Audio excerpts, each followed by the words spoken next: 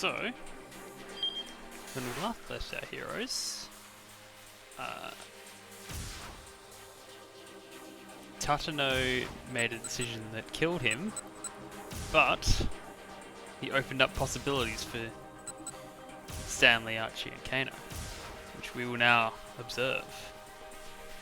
And of course, see what happens when the reality of Tatano being dead hits these other three timelines, because I'm assuming we can't survive without it.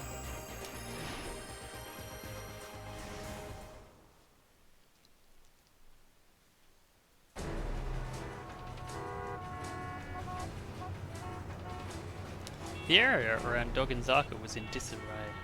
What? I can move up.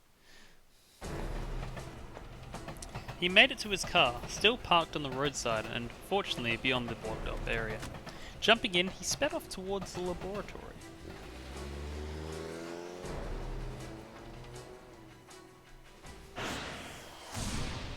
Well, that's one way to do it. Let's see if these two guys go anywhere.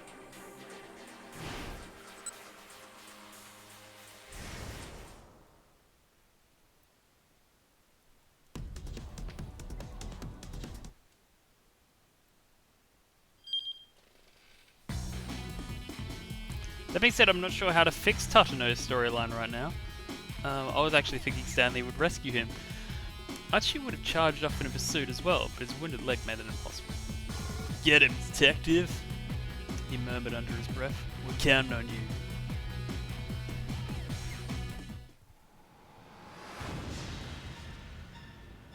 The explosion still happens. Okay. Before he could complete his sentence, a massive explosion blasted Archie off his feet. Tiny bits of metal tore through his arms, legs and torso. He crashed into the ground and crumpled like a tattered rag. There were screams coming from all directions, but as Archie started to fade from consciousness, the voices got softer and softer. This is just a repeat then. Through the haze of pain, he saw a bloodied arm stretched out before him. He saw a hand that had been clasped with his hand all day long. The fingers feebly reached out for him, and Archie intertwined them with his own. It took the very last of his strength. Then, both hands subsided into stillness. So maybe this is a good way to start the stream, if no one's here. Just redo all these things we've already seen.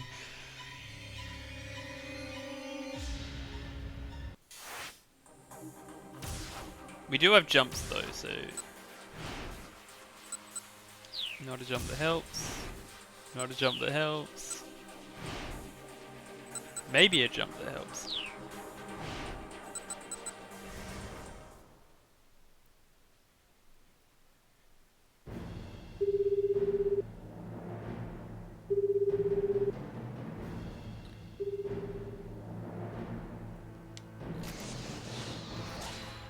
Not a jump that helps. But that does answer my question of where that 1825 jump was. Actually, wait, isn't it? Yeah, 1850. Pulling out his cell phone, Kano dialed up Osawa. As he did, he recalled his last exchange with Stanley at the electronics shop. But we'll be able to have that beer together all after all.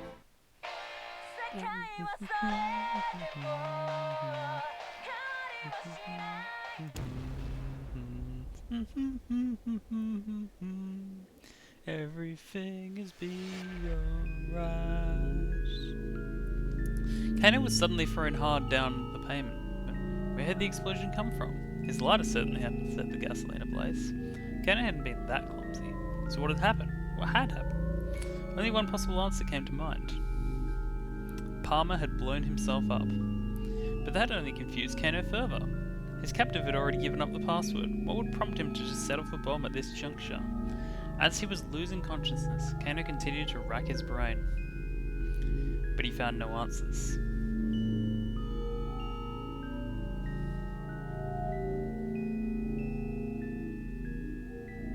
Wait, have we got ending 69 yet?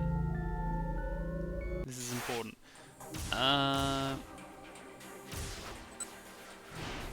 This might be what we need.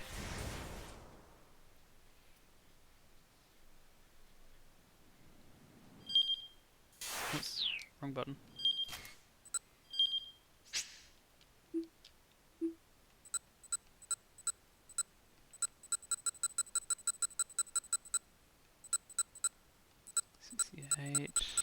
don't have ending 69 yet. It might be on Archie's timeline. But, oh, these all count as endings. Okay. Hi, Effie and company. We may be getting ending 69. It seems to be Kano's ending. Maybe that's, when he develops feelings for Sweet Honey. And what about Stanley then? Haha! So if you've just joined the stream, you have missed nothing of note because I was just redoing basically replica bad endings. As he drove along, Stanley again tried to deduce Alphard's plan of action. If Alphard herself was on the way to the lab now, then what was the objective of the fake who'd been sent to the scramble? Ooh, let me just check my settings.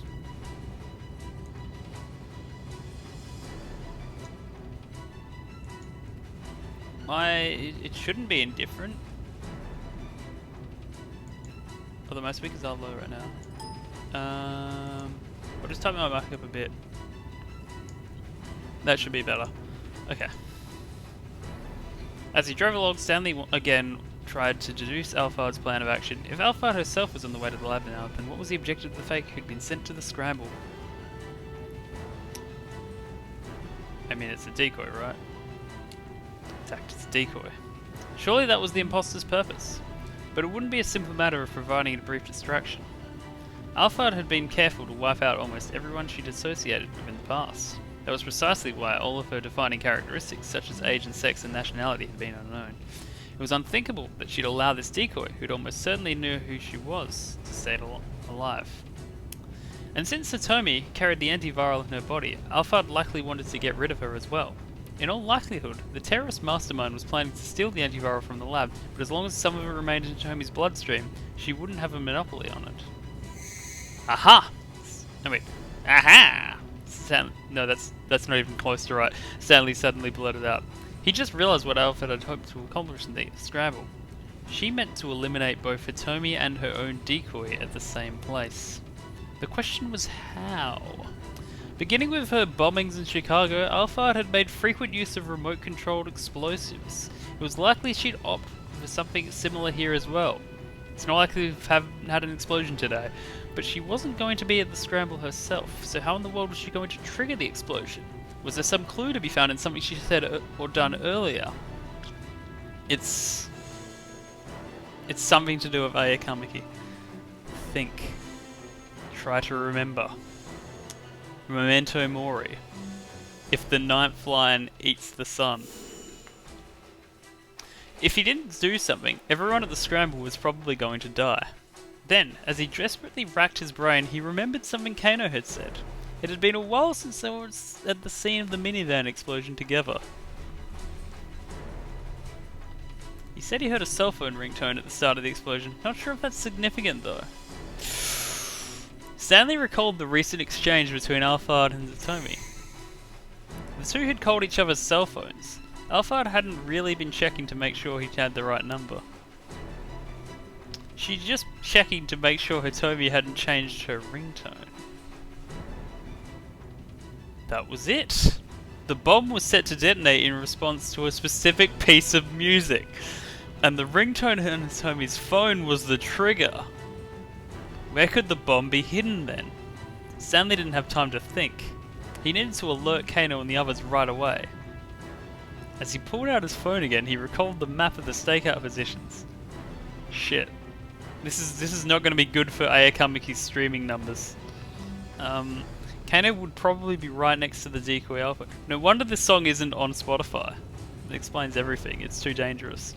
It might be a mistake to call him under the circumstances. Maybe he couldn't risk calling Kano, but he could call Archie. Stanley dialed Archie Endo's number. Please don't let me be too late, he muttered to himself as he waited for the call to connect. But although he called repeatedly, Archie still didn't pick up. Was he already too late? Stanley dreaded the answer to that question.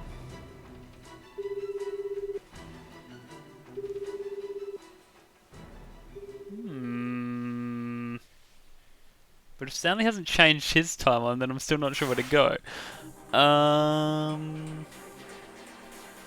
Unless I can change something here. I guess I didn't. Yeah, I can change this, I guess, maybe. I'm not sure what all this will do.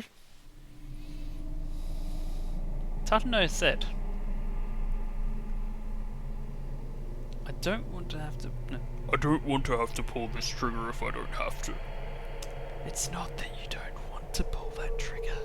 It's that you can't pull that trigger. Kanan took another step closer.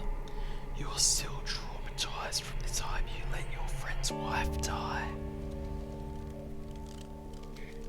How? How do you know about that? Shit, this is the same.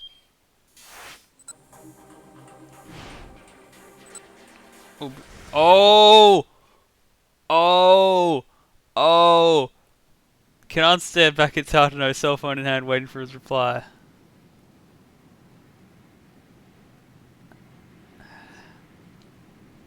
I am so dumb, I forgot this was happening. This is a choice I made. Stop. Yep, here we go. Everything continues now. This is the sort of nonsense we don't have time for right now. Kanan shook her head, then put her phone away. I'm curious about that, because if she was so... if she is so readily able to decide to not call him Tommy, maybe this isn't part of her plan fully, and there's more to this. If you're really Alpha, then you don't actually need to hack the password, Tatano said. I'm guessing you already gotten it from Tanaka, which means you'll be able to get your hand on the antiviral as soon as you get into the lab. Kanan didn't so much as flinch. The only thing that's stopping you is the antiviral still in Hitomi Osawa's body. Possessing the antiviral and having a monopoly on it are two very different things. You want to eliminate Hitomi. That's why you lured her down to the stream. Wait a minute though. If Hitomi is next to Archie, why does Kano hear the ringtone and Archie doesn't? Am I wrong? If that's true, then how am I planning to get rid of her? Using this so-called substitute Alphard or something? Yes, that's right. Tatano couldn't be certain. But he couldn't think of any other way. Kanan let out a laugh. You don't know the first thing about Alphard, she said. Alphard keeps the outlines of his plans blurred, so that his deliberate actions just get lumped in with the coincidences. That's the crux of all his plans. That's how he's able to pull off all his schemes by himself. He'd never solicit help from a third party. The words sounded like they came from Kanan's. Somehow her voice is more work to do than the other one. But also seemed like they were Alphards. With his gun still at the ready, Tatano got at his phone and called Kano. The young detective was quick to pick up. Detective Tatano, what's going on? You need to get Hitomi Osawa to safety immediately. Alphard isn't trying to get her their blood. He wants her eliminated. What? Hurry. Yes, sir. Once he got in Kano's confirmation, Tatano hung up. He's tired of waiting on you. And now your little plan has been foiled, Tatano said. Kanan snorted. Has it now? If I really am Alphard, then all I need to do is eliminate you here and head straight on to that lab. Even without her gun raised, she still radiated intimidation. Tatano might have had her at gunpoint, but he could feel the threat of her presence like a gathering storm. Eliminate me? He said, doing his best to mask any sign of weakness. You're the one who doesn't have your gun at the ready. I don't need my gun, Kanan said simply. And why's that? Because you can't shoot me. What's that supposed to mean? Oh, so... It's still a bad end for him, though. Oh, yeah, so, I mean... Stanley did a lot of deduction, and he went to the place where Maria was kidnapped, and he found a photo in Maria's bag of Maria with Kano Kanan, and he realized that the Kanan who was in that photo looks nothing like that Kanan that we know. And the fact of the matter is that Maria has never actually seen this Kanan because she fell unconscious and she was like not looking at her and all that. So he has deduced that this is actually Alphard.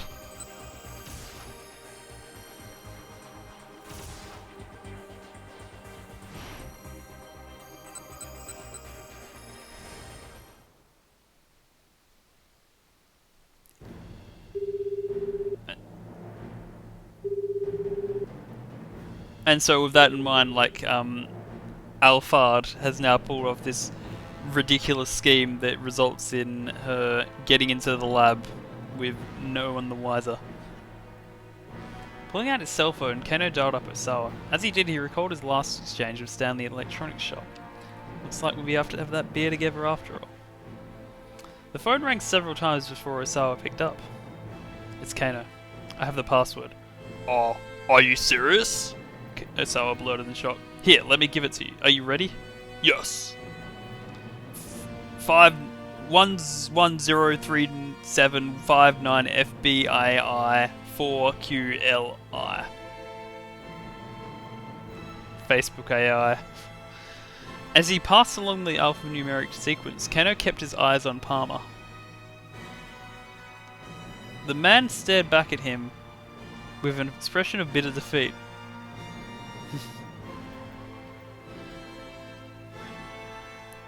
So Osawa's password. There was a long silence on the other end of the phone.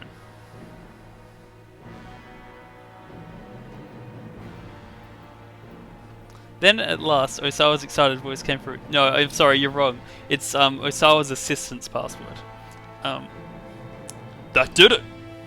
It opened. The lock opened. Kano let out a deep breath of utter relief. Wait. Palmer snorted. You're really satisfied with catching me and saving the life of one girl. I suppose it's Japanese way to forget the pain that's been visited upon you. But it's not over yet. The bloodshed will continue. All over the world, women, children, the elderly, innocent, all will bleed. Because absolute justice is on our side. Did Alphard do coronavirus? Is that right? Kano drove his fist into Palmer's face. There was no such thing as absolute justice. If only it was Clive Palmer's face. It was the kind of blind faith that kept the world in conflict. Well, this sure is quite the mess.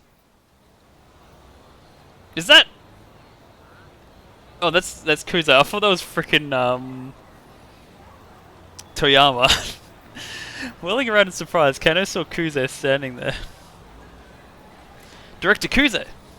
He bowed his head apologetically. He may have apprehended the criminal, mastermind, but only because he'd ignored a direct order to place Maria under quarantine. I'm sorry, sir, but Save the apology, Kuze interrupted. You're the one who solved the case! You did good, kid! Actually, Stanley's the one who solved the case. Once again, Kano bowed, this time even more deeply. Thank Egg. Wait a minute. Kuze has an egg head. Oh, and one more thing, Kano. Yes, sir. Sasayama has regained consciousness. I thought you'd like to know. Yes! Feels good, man. Sasayama, they were able to save him? I got a call from the hospital. Looks like he's gonna pull through. That's great. Really great news. Tears of relief came to Kano's eyes. And if Osawa was able to get the lab open, he should be able to get Maria the antiviral without further difficulty. Kano dragged Palmer to his feet, then undid the handcuff from his own wrist, using it to properly bind his captive. What if Sasayama wears all these costumes because they're part of a punishment game from Mi-chan? The metal ring snapped shut with a soft, satisfying click. Palmer limply hung his head. It was over. It was all finally over. It really had been quite a day, Kano reflected. Beyond all the challenges he faced, he had come to face with his own shortcomings. Now he knew what a long way he had to go to become the man he wanted to be, but at least he learned what it truly meant to be a detective. Kuzo was muttering to himself nearby. I mean, you don't even look alike, but... The director shook his head and cleared his throat. You know, Kano, for a second there, you look just like Tadano. Really, sir? Kano smiled, fussing sheepishly with his hair. I mean, the voice is totally wrong, but yeah. Kuzo's words were the finest praise he could ever ask for. Someday, he hoped he really might be a detective like Tadano. No, he decided he would be. Until then, he'd never give up on that dream. He'd never let it down either. It might be a long, long road, but he would walk on it. Walk it. Kano looked up at the sky. The neon lights of the city shone through him all over. This was the same old Shibuya that it always was, but one that he looked at now with new eyes.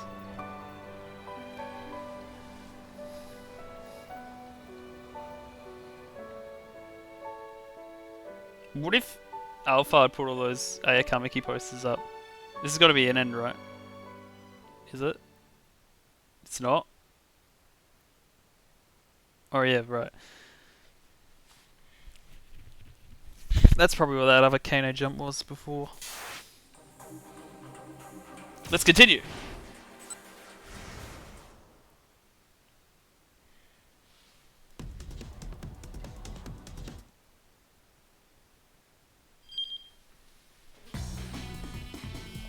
Archie would have been charged off in pursuit as well, but his wounded leg made that impossible. Get him, detective! He muttered under his breath. We're counting on you!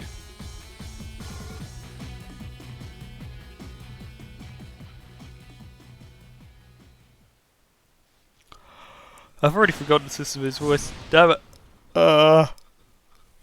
Cool story, bruh.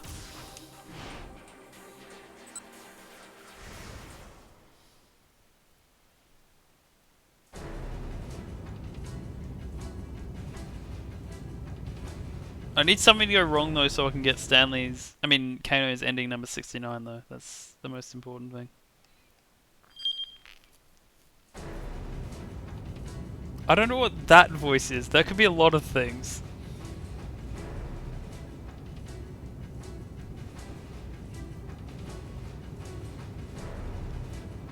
As he pulled his phone again, he recalled the map of the stakeout positions. Kano would probably be right next to the decoy Alpha. It might be a mistake to call him under the circumstances. Maybe he couldn't risk calling Kano. No, that doesn't suit him at all. But he could call Archie. Stanley dialed Archie Endo's number. Please don't let me be too late, he muttered to himself as he waited for the call. It always takes me a while to get into Stanley voice. Archie was quick to pick up. Mr. Stanley, what's going on? Seeing a recurring theme here.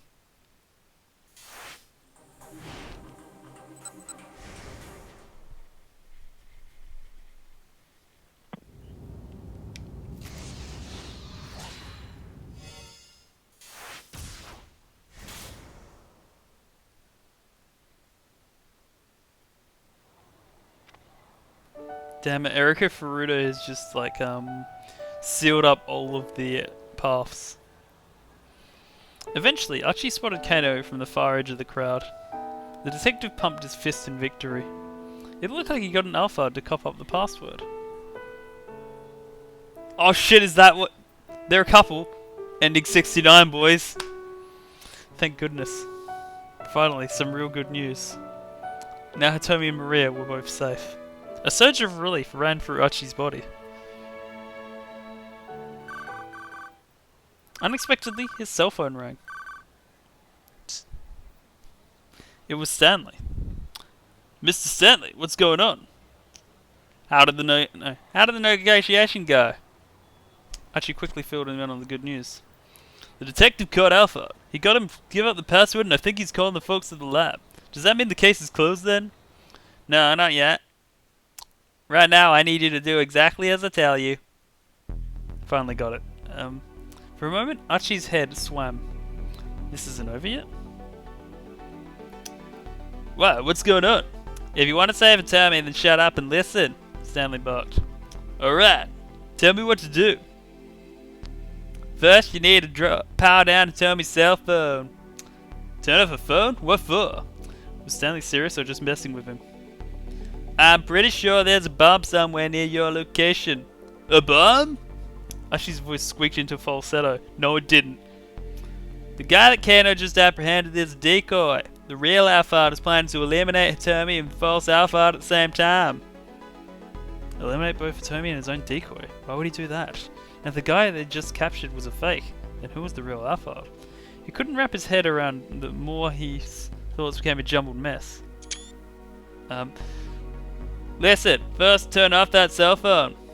Then go and look for the bomb. Okay, got it.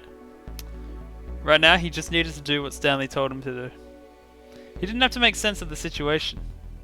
Hanging up, he called out to Hitomi. That's just for in-joke purposes. It's that particular image reminds me of another image which might amuse some people I know. Hitomi, you have to turn off your cell phone. She stared back at him, too confused to act. Look, just hurry up and do it. Right, okay. Wait a minute. So, butterfly effect is, this was all because Osawa bought her that Ayakamaki seed. Yeah. Pulling her phone from the pocket, she switched off the power. Then Archie turned in Kano's direction. Detective! He shouted. Kano was looking toward him, seemingly already aware that something was amiss. Detective, that's not the real Alphard. He's a fake. A fake? Kano looked understandably shocked. Yeah, I just got a call from Stanley. The real Alphard is planning to get rid of both Hitomi and the fake with some kind of bomb.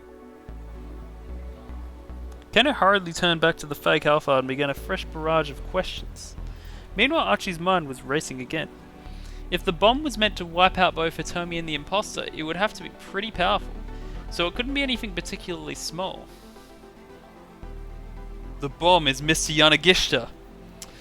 Where could the bomb be hidden then? Archie scanned the area, but didn't spot any place that seemed plausible. Kano made his way over to Hitomi. Pardon me, miss. I need to search you real quick. Wait, has Hitomi been planted with a bomb? Kano, please.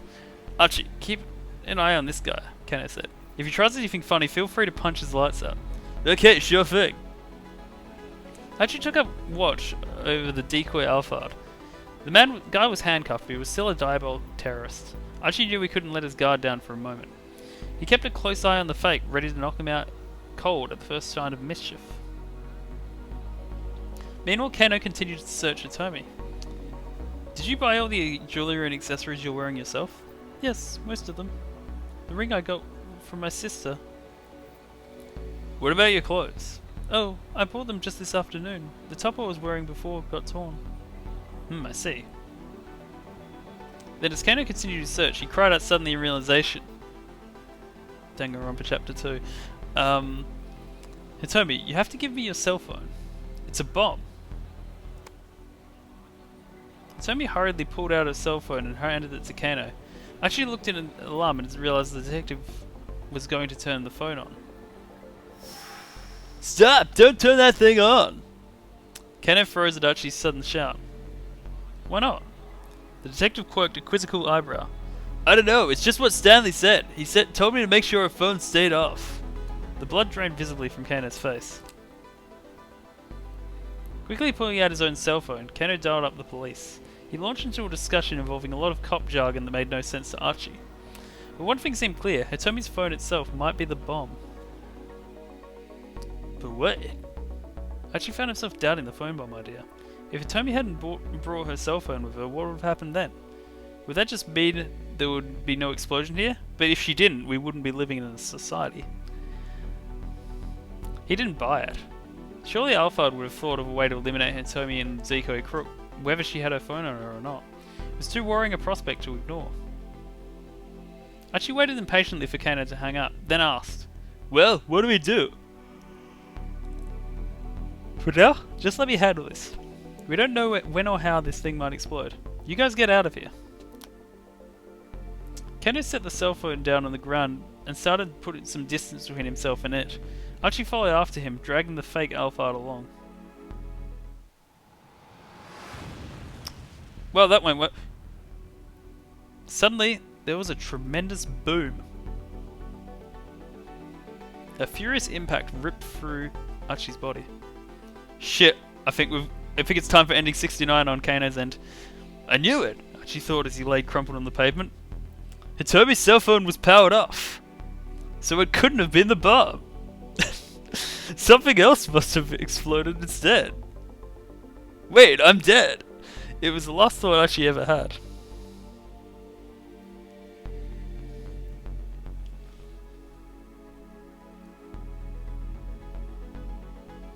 Sadly, though, we know what it's gonna be. And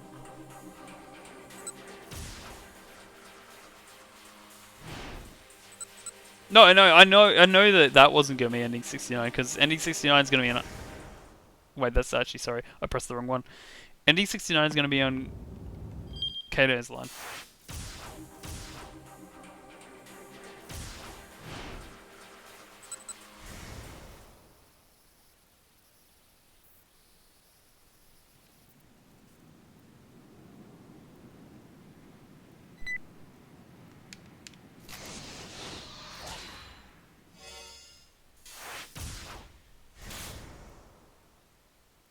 Here we go. But this whole like hour is just like Stanley and Tatano slowly stumble through the correct solution, just letting Kano and Archie die every single time. This is the same old Shibuya that it always was, but one that he looked at now with new eyes. His cell phone rang. Tatano's name appeared in the incoming call display. Kano quickly picked up. Detective Tatano, what's going on? You need to get Hitomi Osawa to safety immediately. Alphard isn't trying to get into her blood. He wants her eliminated. What? Tatano wasn't making any sense. Alphard Palmer had already been arrested. The threat was over now. Hurry, Tatano barked. Yes, sir. Detective. No, detective! Archie called out suddenly. He was standing with Tomi and the others near the statue of Hachiko. Detective! That's not the real Alphard. He's a fake. A fake? Yeah, I just got a call from Stanley. Ken didn't want to believe it. If this Alphard was just a decoy, that meant the real culprit was elsewhere, still on the loose. Archie's voice rang with desperation. He said the real Alphard is planning to get rid of both Hitomi and the fake with some kind of bomb. To get rid of Hitomi? That lined up with what Tatano had just called to warn him about. It must be true then. Once again, Kano tensed. A bomb? Where? Give me the explosive ordnance! Ordnance Division, someone squawked. The team made up of Tokyo Metropolitan Police Department Security Bureau's 1st, 2nd, 3rd and 6th Riot Police units, as well as support vehicle units. Division members are trained in explosive disposal. Typically, a dangerous explosive is frozen with liquid nitrogen, then moved away from the site via support vehicle. The bomb is then detonated in a safe location. Explosives are almost never dismantled on site. We've got an emergency here! It was Kuze, practically screaming into his cell phone. We're at the scramble, outside the station! Hurry! The directive started running toward the precinct, still shouting as he wove his way through the crowd. Kano felt himself starting to panic. If Tomi and Palmer were the targets, the bomb had to be nearby. He stormed over to his captive. Okay, where's the bomb? He demanded. What are you talking about? Don't play dumb with me. I already told you the password, Palmer said. What point would there be in keeping things from you now? He had a point. And if he had known about the existence of the bomb, he'd kept it a secret so far. Getting him to reveal it now would not be easy. Kano just decided to go look for it himself. He took a deep breath and tried to think logically. If he were Alphard, what would he do? How could he ensure that he'd eliminate both Hitomi and the fake Alphard at the same time? Where would he plant a bomb in order to pull that off?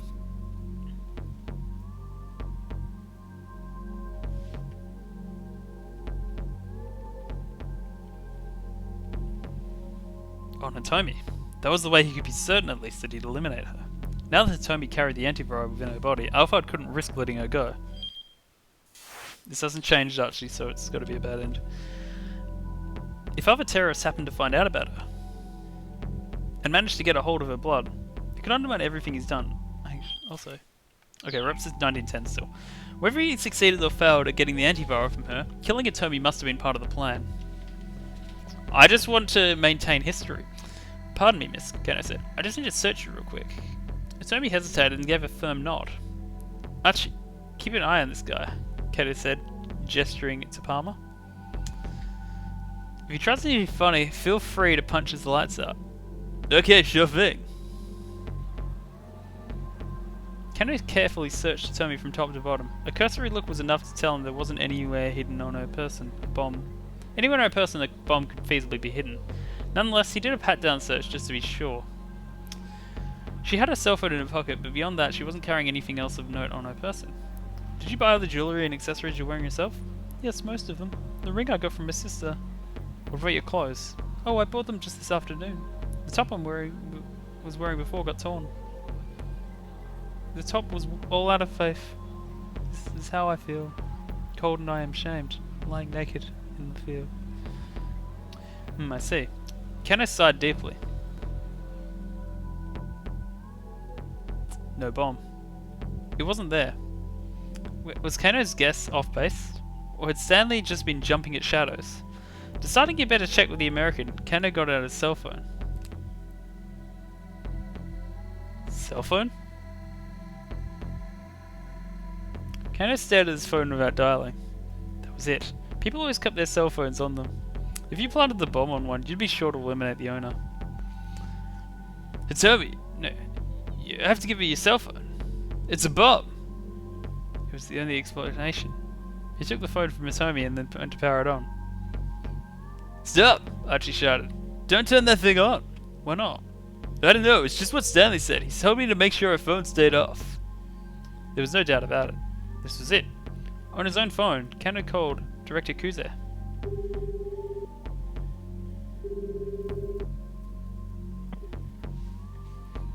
Fun fact, I had to get patted down at Sydney Airport when I was going to GDQ.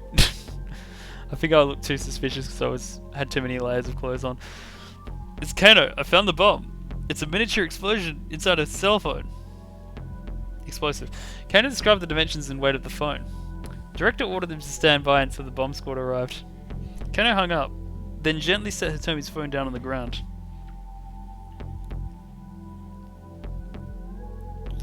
Well, what do we do now? Archie asked. For now, let me just handle this. Kano said, we don't know how... When or how this thing might explode. I'm just trying to get something wrong on every single line. Haha, I get your reference now. Hey, do I have a use scare mode? Yeah, we do. You guys get out of here. But look, just get out of here, Kano snapped. I'm just waiting for the explosive ordnance unit to get here. After that, I'll clear out right away too. Don't worry. Alright. As she took Hitomi by the hand and turned to go.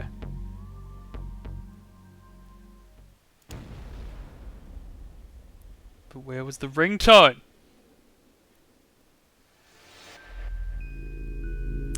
This might not actually be ending 69, it might be ending 70. An instant later, Kano's senses were knocked out of him by a thunderous explosion. The blast was far too big. You missed something big, an explosion, to have come from something the size of a cell phone.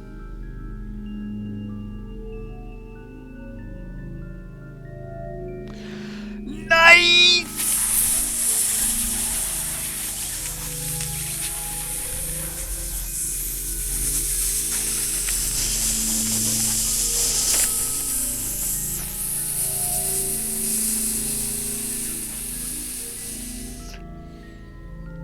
It's the funny number.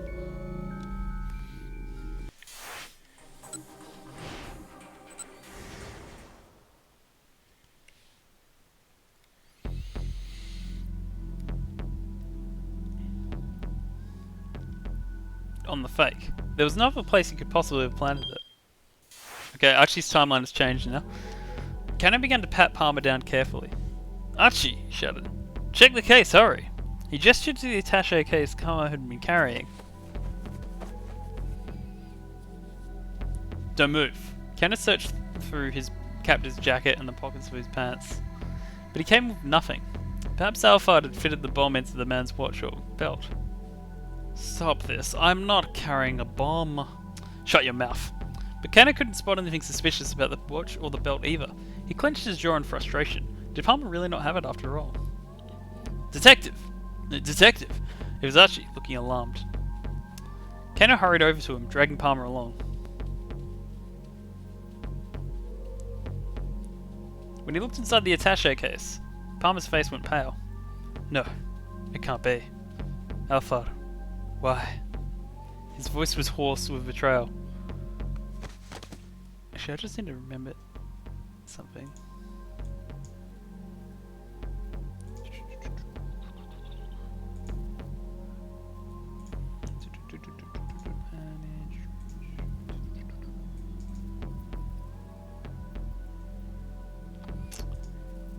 Oh yeah. Have you gotten to the point in Higurashi where it says attaché case? Because that took me by surprise. Then he abruptly broke into stilted laughter. Heh. Heh heh. Trusting someone really makes you blind. Such a simple childish ruse, and it went right under my nose. Palmer looked over at Kano. We need to get out of here. Wait, we need to get out of here immediately, he said. That right there is C4. A plastic explosive created for military use. The chief component is RDX, trimethylene trinitromine, which is combined with a plasticizer such as diacetyl sebacate. Sebacate? It is it highly reliable? No, this is what it says. Is it highly reliable and is used by many military forces around the world, most notably the US Armed Forces? A high-yield plastic explosive used by the military. Yeah, I know, I read it too. And that is enough to blow this whole area to smithereens. A chill ran up Kano's spine. Do not let this man go, he said, handing Palmer over to Susumu. Got it, just leave it to us. Susumu signalled his followers, who immediately dumped Palmer unceremoniously on the ground. That does strike me as a lot of C4. Kano carefully inspected the inside of the attaché case. Archie had found a false bottom in the case, and the space beneath it was indeed packed full of plastic explosives. Set within it was what looked like a detonator. Kano didn't know much about bomb disposal. He'd only been taught the very basics during his police academy training. Nonetheless, something drew his eye. A microphone. There was a parabolic microphone attached to the detonator. In all likelihood, the detonator had been set to go off in response to some sort of sound. Hey detective, is that thing gonna explode or not? Archie's voice was shaky.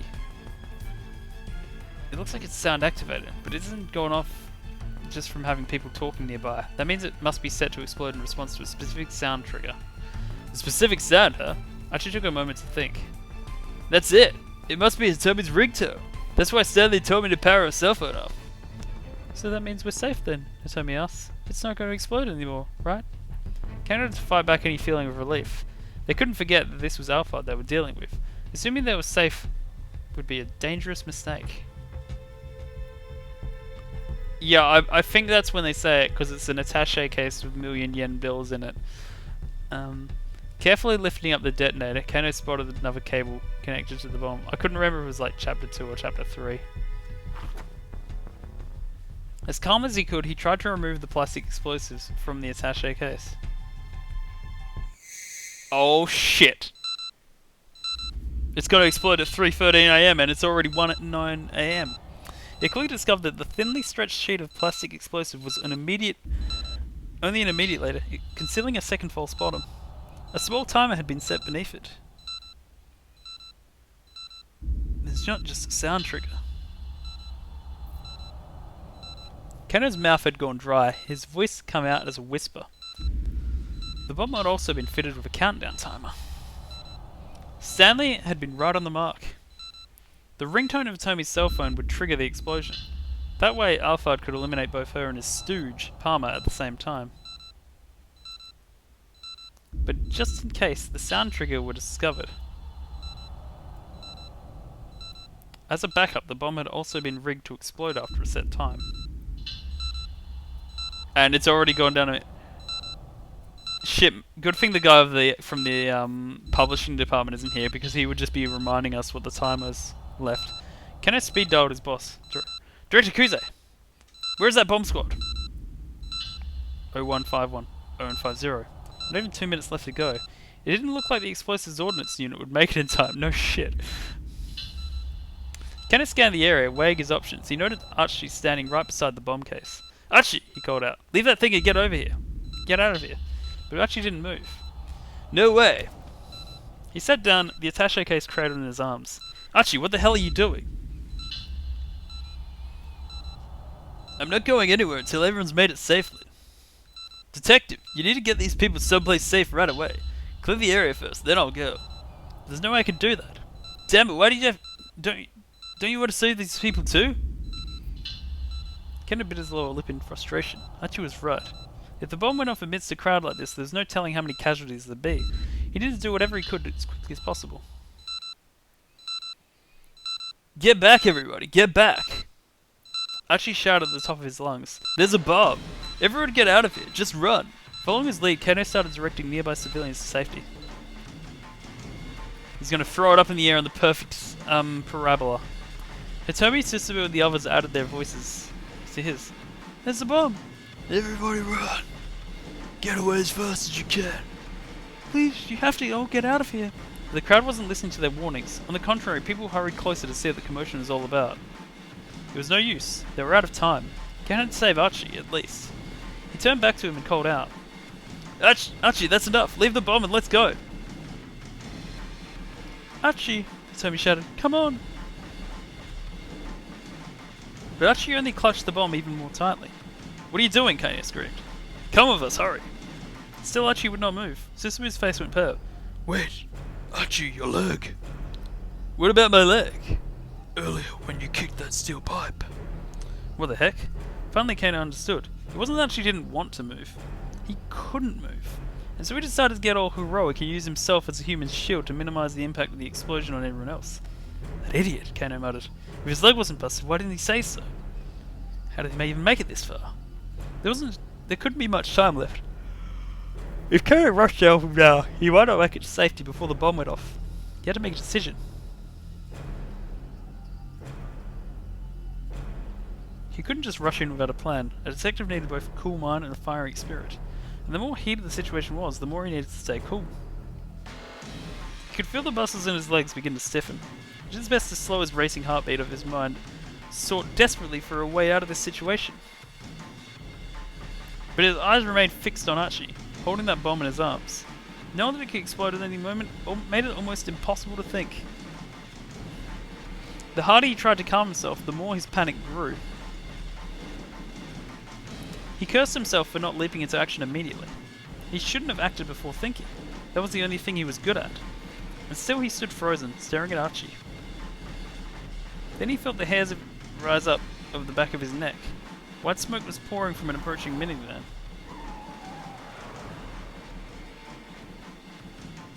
The vehicle teetered to stop along the shoulder of the road. Still the smoke spilled out, roiling, I guess that's a word, from a partly open window. Kano could feel a strange chill in the air. Is that?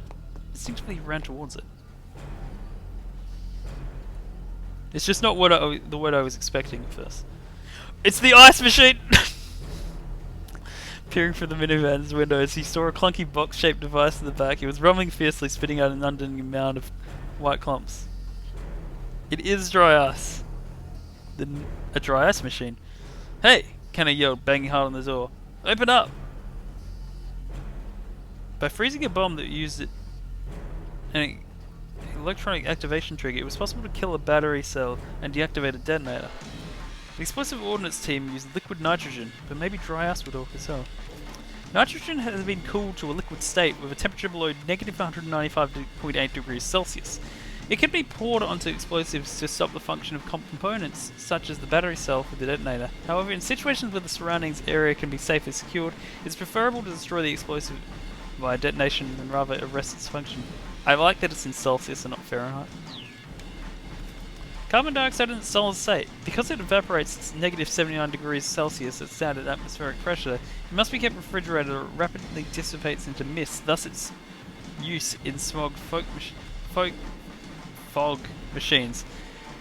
The odds of dry ice being able to stop the detonator of the bomb are quite low. Battery cells do lose electromotive force in a sub-zero environment, but there's no guarantee this will actually work. There were 3 men inside the vehicle. Kano shouted at the one in the driver's seat, "I need to borrow that machine!" Huh? The man let out a lethargic drawl. "No way, man, we haven't even paid this thing off yet." There was no time to explain or negotiate. Kano was have to take it by force. "Hold it right there!" Another man appeared suddenly in front of the vehicle. That pushy fellow Kano had run into at the scene of the explosion. "You guys were that Wandering Angels troop, yeah?" He said at the van's document. "Is he going to tell them about the Triash machine now?" Episode 6, the finale. The minivan carrying Suzuka, Bando, and Ammo veered wildly through the streets of Shibuya, leaving a trail of white smoke in its wake. The trio, now definitely impaired by oxygen deprivation, came close to causing several accidents. Teetering on the brink of consciousness, they were still trying to reach Endo Electronics when they ran into Kano and his companion instead. After Kano takes the machine off their hands, the three will happily head back into the theatre, clean up, crack open some cold ones, and then look over one long crazy day. He pointed at the dry ice machine. "That thing's detective! He did it! The guy from the electronics store said he refunded his deposit." "Huh? For real?" "Yeah, he told me to tell you the machine is being recalled. We'll bring it back for you, so hurry up and open the door." "Oh, didn't you know? They've... Like, it comes up every time they're irrelevant." Yeah, okay."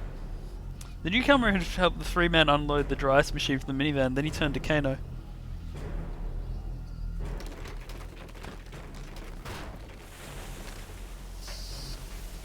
"Here, hurry, take it," he shouted. "Right, thanks."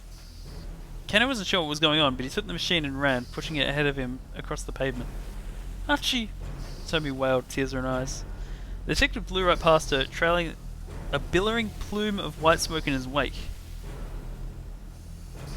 "Please let me make it in time. Please let me make it in time. Please let me make it in time." Kano let loose a wild yell. He ran as fast as his legs would take him towards Archie and the bomb.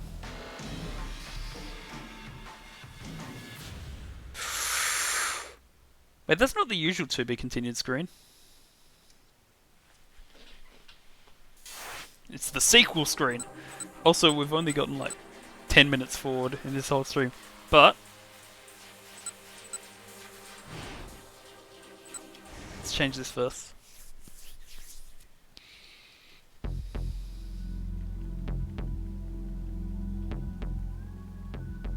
In a minivan. He was going to try the same ploy all over again. Kano thought back to the other van explosion earlier that afternoon. Alphard would need an explosion big enough to wipe out both Hitomi and the fake Alphard even if they got separated. With that in mind, rather than plant a bomb in one fixed spot, he would use a minivan which could be moved to wherever Hitomi and Palmer happened to be. Actually, it's in a minivan. Look for a minivan. Kind of scared the area. There were plenty of vehicles parked around, but no minivans. This seems strange. If the 2 intended victims were here and now, he expected the bomb to be somewhere near as well. Hang on, numbers.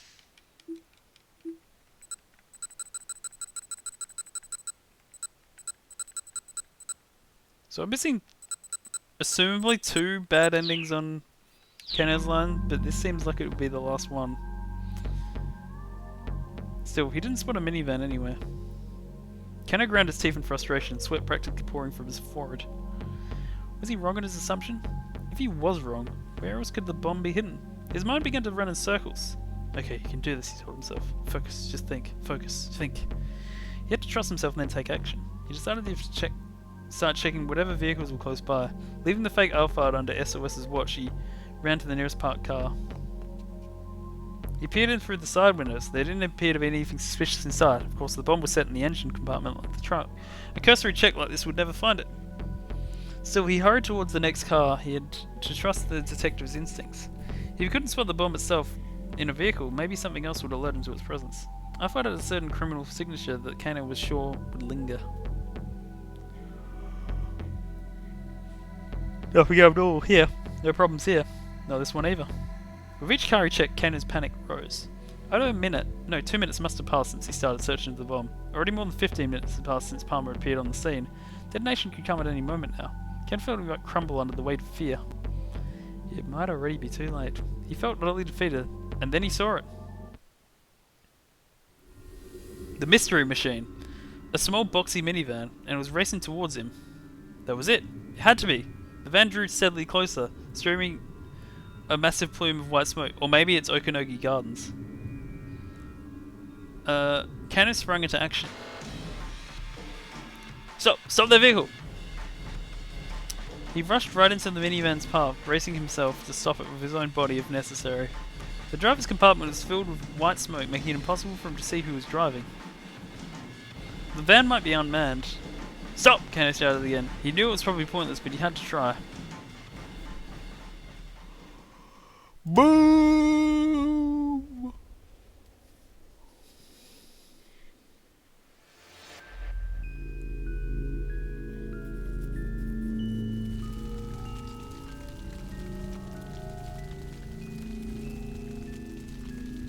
Kano whirled around. He could see countless bloodied bodies scattered across the pavement. What the hell had just happened? It wasn't the minivan that exploded. The bomb must have been hidden someplace else. No. How? Kano crumpled to his knees. The minivan drove right on past him. The chilling breeze in its wake washed over him like the winds of despair.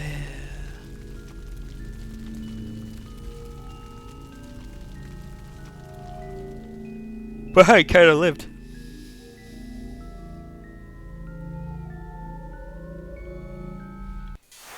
Now let's let Archie die.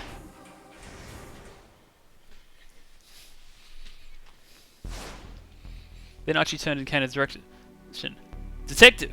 He shouted. Kano was looking towards him, seemingly unaware that something was amiss. Detective, that's not the real Alpha, he's a fake. Fake? Kano looked understandably shocked. Where could the bomb be hidden then? Archie scanned the area but didn't spot any place that seemed plausible. Then his eyes happened to alight on the attaché case the decoy had discarded. Could it be? No sooner did the suspicion be aroused that he heard Kano call out to him. Archie, it's in a minivan. Look for a minivan. Oh. A minivan? Alphard was going to use a minivan again? Now that he thought about it, Archie realized it made a certain amount of sense. Hitomi had nearly been killed by the other minivan that exploded that afternoon. That face looks like the sudden realization in the club meme. If Kanan hadn't happened to show up when she had, Hitomi probably wouldn't have survived that first bomb. A lot of innocent people have been caught up in the blast as well. That was how big the explosion had been. If something like that happened again here in the middle of the scramble, they wouldn't be so lucky a second time. If there was a minivan explosion here and now, Hitomi would be killed for sure. It would probably take out Susumu and the rest of the gang too, and even Archie himself. Wait, what's SS? Anxiously he took another look around. There were no minivans parked nearby. Oh, okay. He did spot several minivans along one of the roads leading away from the scramble. Kano was rushing around inspecting one vehicle after another. Nobody move! Archie shouted to Hitomi and Susumu. There's a bomb planted in the car! Make sure you stay away from any vehicles. The others gathered worriedly around him. Everyone but Kano, who continued his mad rush in search of the bomb. Archie went to go join him, but Hitomi grabbed hold of his arm. Archie, she shook her head. But I have to. A fierce shout interrupted him. Let me go, I can't be here right now. It was their captain, the decoy Alphard, suddenly in an uproar. He was sweating profusely and his face had been some ghost white. Had gone ghost white. Look, just run, get away from that thing. That thing? Archie followed the decoy's gaze.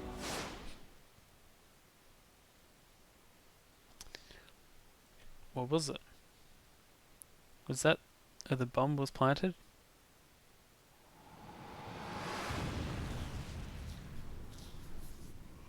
It all happened so quickly, Archie didn't even have time to issue a warning. No sooner had he located the bomb than he was blasted off his feet. Damn it. If only I'd noticed a little sooner. As he spiraled into an abyss of regret, Archie lost consciousness for the last time. Here's an interesting thing to think about. Tanaka basically killed himself because he's the one who sent the message to Hitomi.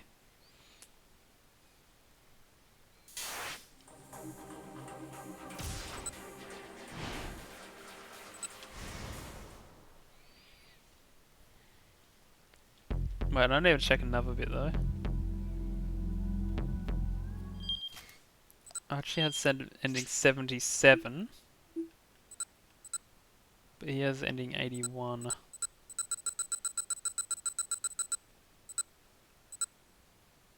I must have missed some there.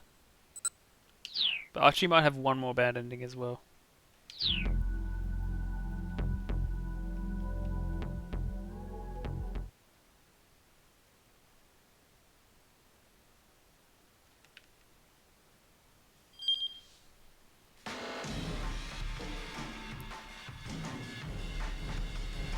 Keno ran for Archie anyway.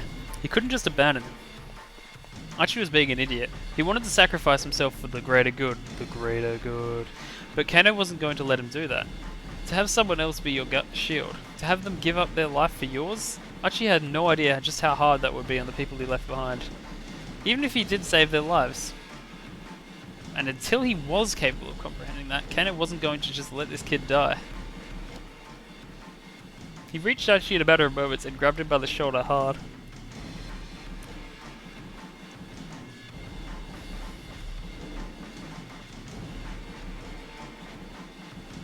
Wait. Let go of the case now. But Archie reflectively hunched over. What the hell are you doing, man? Why'd you come back here? Just come with me. We have to get out of here. Look, you need to run. I can't move. Oh, you've got to be kidding me. Kenneth squatted down and looked at Archie right in the eye. Okay, you can't move on your own.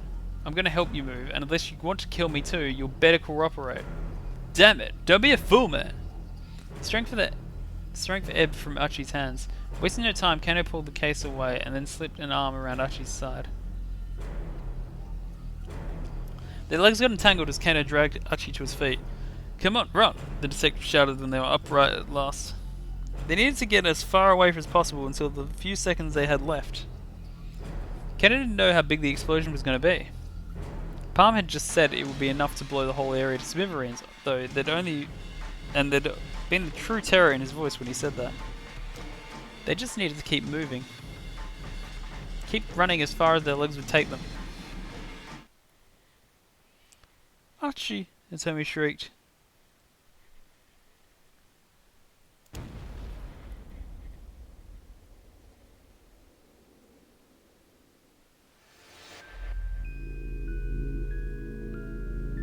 There was a blinding flash of light. Ooh, I'm blinded by the flash. Then, everything went dark. The force of the blast robbed Kano of his senses. He couldn't tell him what had happened to Archie. And in the end, Kano never even knew what cut his own life so short.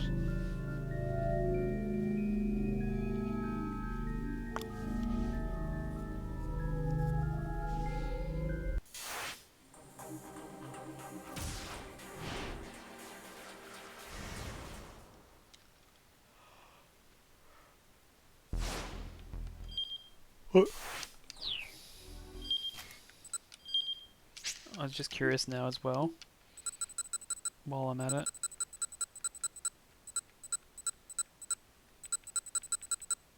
Do I have ending 64? I do. So I have all of Kano's bad endings now. And I'm about to have all of Archie's bad endings. Then Archie turned in Kano's direction. Detective! He shouted. Kano was looking towards him, seemingly unaware that something was amiss. Detective, that's not real Alpha, he's a fake. Wait, I'm skipping this. Where could the bomb be hidden then? Archie scanned the area but didn't spot any place that seemed plausible. Then his eyes happened to alight in the attaché case the decoy had discarded. Could it be? No sooner did his suspicion be aroused that he heard Kano call out to him. Archie, check the case, hurry! He hurriedly opened the attaché case and searched the interior. But the only things inside were pieces of medical equipment, tubes and syringes and the like. There was nothing that looked remotely like a bomb. Still, where else could the bomb possibly be hidden? Damn it! He had to find the explosive and soon. He took another hard look at the case. I'll smash it apart! Archie lifted the case high over his head, intending to hurl it against the ground. But as he was about to throw it, he heard a faint metallic sound. Quickly, he lowered the case again. He was certain the noise had come from inside. Once more, he opened the case and looked inside, but still he saw nothing of note.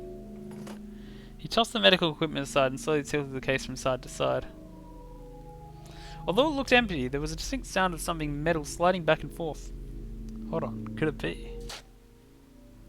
Archie tugged at the case's inner lining, quickly tearing it free.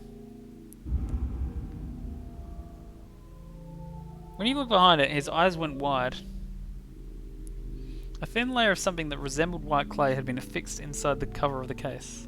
Several wires connected it to a small electronic device. This was it. The bomb really was inside the attaché case. Here it is, he shouted at Kano. I found it.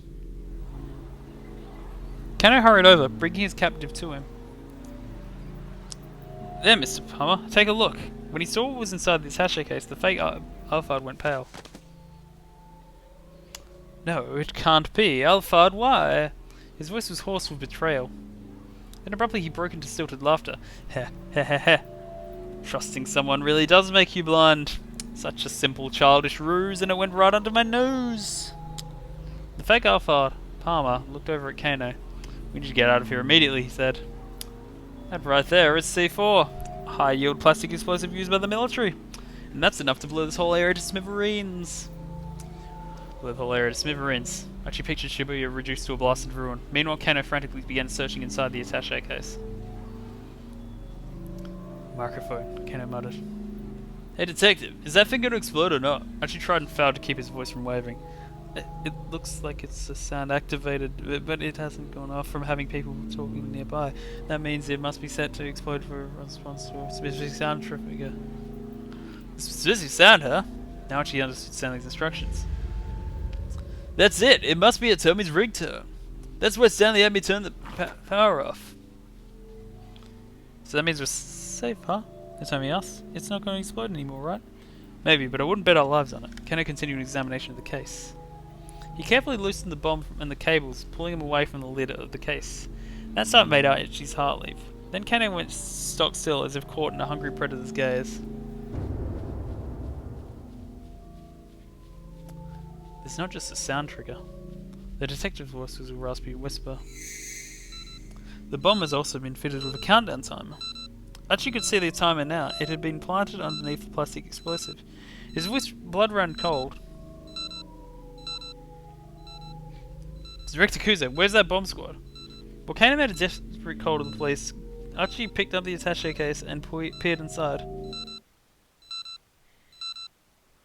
The digital timer there was steadily ticking down the seconds.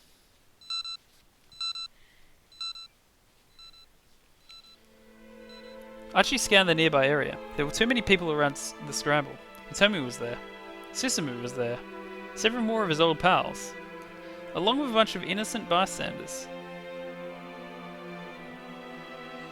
The people of the lifeblood, Archie reminded himself. The blood that coursed through the body that was the city. And like cells, they brought to life the city he so loved. And Archie wanted to be one of the red, or was it white, blood cells of Shibuya. Archie, Kano called out. Leave that thing and get out of here. No way. Archie sat down, cradling the case in his arms. Archie, what the hell are you doing? I'm not going anywhere until everyone's made it to safety. Detective, you need to get these people someplace safe right away. Clear the area first, then I'll go. But there's no way I can do that. Damn it, don't you want to save these people? Archie snapped. Kano bit his lower lip. Hitomi wrapped her arms around Archie from behind.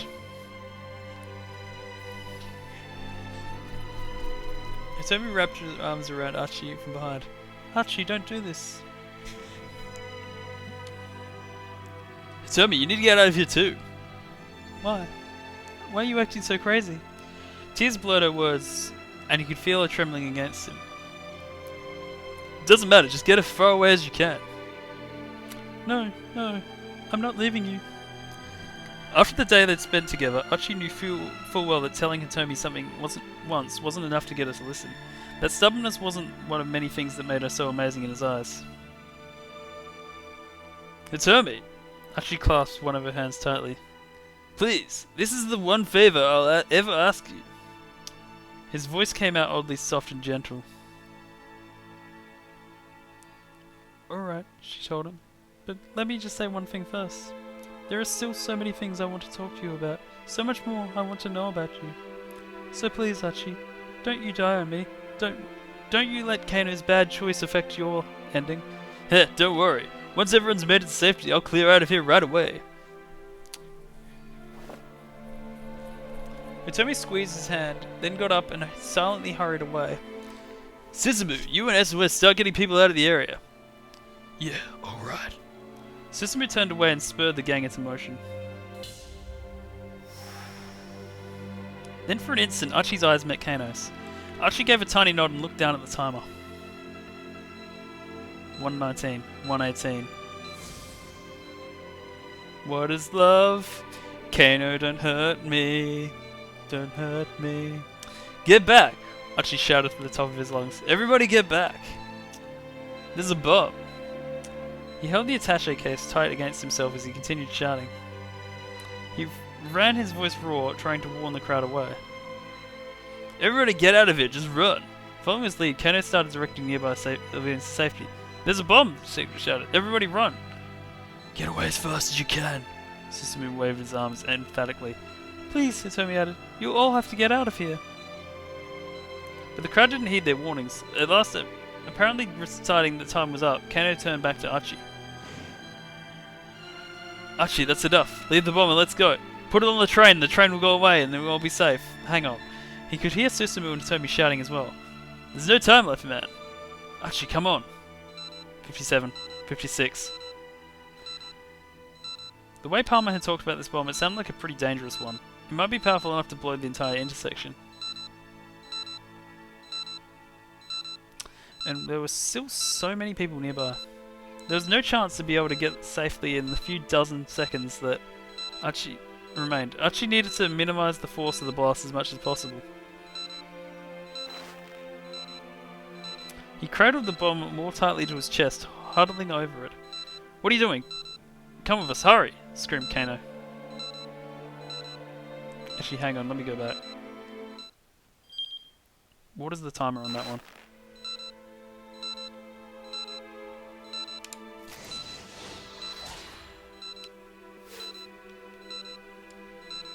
I don't know how powerful this bomb is, but please God, let my body be enough to protect the people of Shibuya. And to protect Hitomi. Archie squeezed his eyes tightly shut.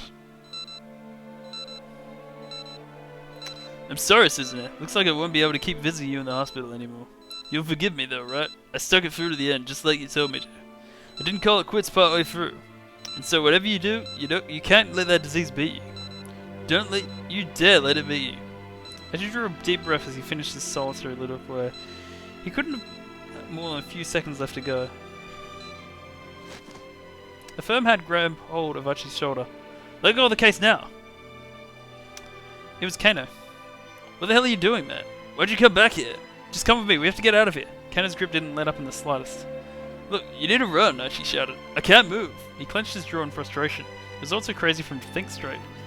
They shouldn't have been having this argument where the bomb could explode at any moment. Oh, you've got to be kidding me.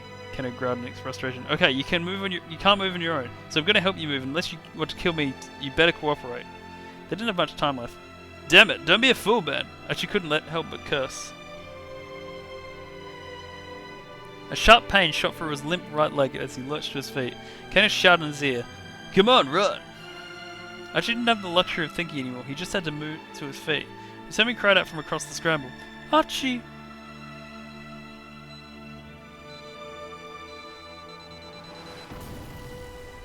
So the explosion is coming from there. As the explosion tore through him, he was glad that her voice was the last thing in his world he'd ever hear. And that was Archie's final thought. To be continued.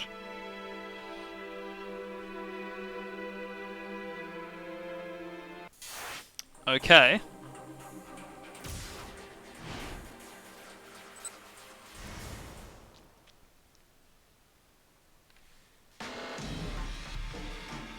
This stream has been going on for nearly 80 minutes, and we've gone for about 10 minutes of in-game time.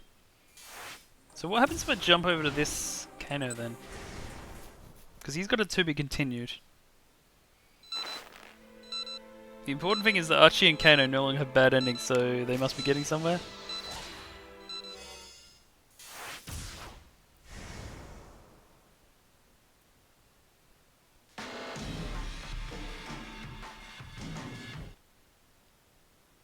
Why is that even a jump?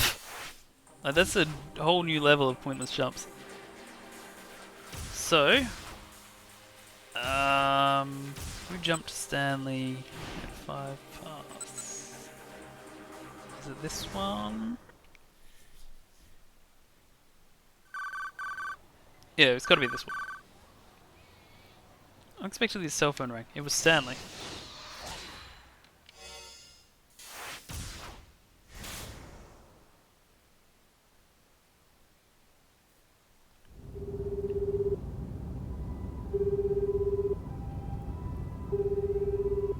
Please don't let me be too late, he muttered to himself as he waited for the call to connect. Archie was quick to pick up. Mr. Stanley, what's going on? How did the negotiations go? Detective called Alpha, Archie replied happily. He got him to give up the password, and I think he's called to the folks at the lab. Does that mean the case is closed then? Nope, not yet. Right now, I need you to do exactly as I tell you. There was a pause before Archie responded. Wow, what's going on? If you want to save it, tell me to shut up and listen, Stanley snapped. Alright, tell me what to do. First, you need to power down Tommy's cell phone. Turn off her phone. Turn off for what? I'm pretty sure there's a bomb someplace near your location. Stanley tried to keep his voice as calm and steady as possible. Bomb? Archie's voice squeaked into falsetto. The guy Kano just apprehended is a decoy. The real Alphard is planning to eliminate Tommy and the fake Alphard at the same time. Stanley didn't have time to explain Kanan was Alphard. Besides, it would only confuse the matter all the more at this point. Listen, first turn off that cell phone, then go and look for the bomb. Okay, got it. Actually hung up.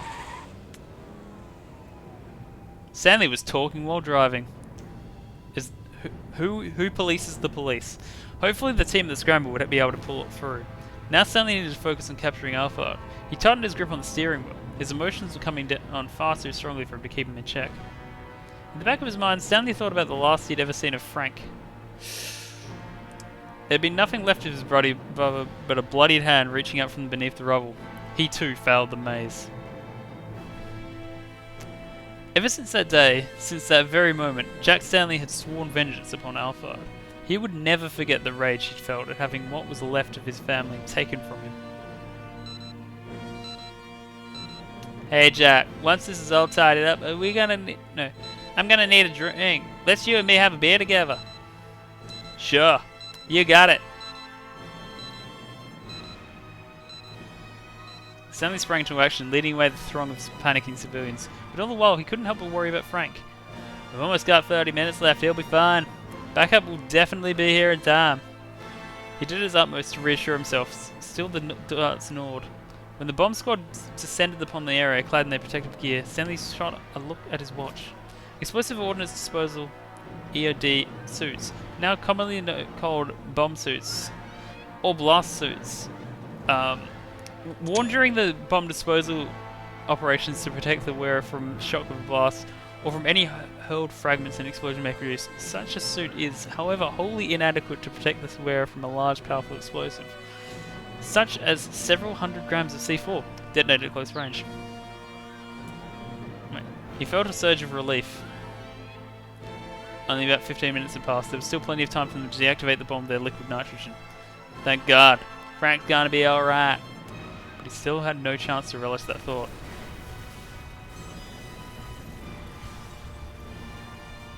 There was an ear-splitting boom as a powerful shockwave shook the area.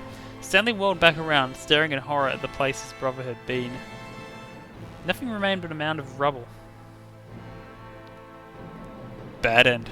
A later investigation revealed the timer in the bomb's exterior had been a mere ruse. The explosive was never linked to the timer at all. Instead of being detonated by remote control. When electrical detonators capable of triggering an explosion of electrical current were invented, they quickly rendered old-style fuses obsolete. In the modern day, many terrorists use small electronics such as cellular phones and keyless entry remotes for cars as explosive triggers. Alpha had deceived them, using a visible timer to lull them into a false sense of security. Stanley had managed to save many lives on that day, to be sure, but it had come at the cost of his own brother's life. Had he really made the best decisions he could have made? He was still asking himself the same question over and over, even now. But no matter how much he blamed himself, it wouldn't bring Frank back. If there was one thing he could still do for his brother, it was getting revenge on Alphard with his own hands. Stanley had been in constant pursuit of Alphard ever since then. He would stoop to any level for information without remorse. His opponent was someone who would do anything at all, to achieve a goal. It only made sense for him to do the same. At some point, he'd stopped even hesitating to get his own hands dirty. He would charge headlong into any danger if he sensed Alphard's presence, even if his own life was a price he was willing to pay. Even his own life was a price he was willing to pay in the name of vengeance. He could never hope to latch his jaws onto the quarry's throat if he behaved like prey himself. He must be the greater predator. He must cast aside his humanity, would become a blood-stained beast if that improved his chance at the hunt. For the hunt was all that mattered. Pursuit of Alphard had become his only purpose. So it had been for the past 2 years. Now those years flashed through Stanley's mind in the blink of an eye. As he came back into the moment, he marvelled at his own ferocity and the depth of the wound he'd suffered.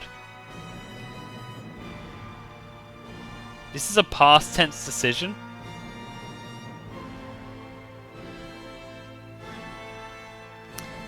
Arresting her isn't enough. I'll make her pay with her life. It was the only fair price for a life she herself had taken.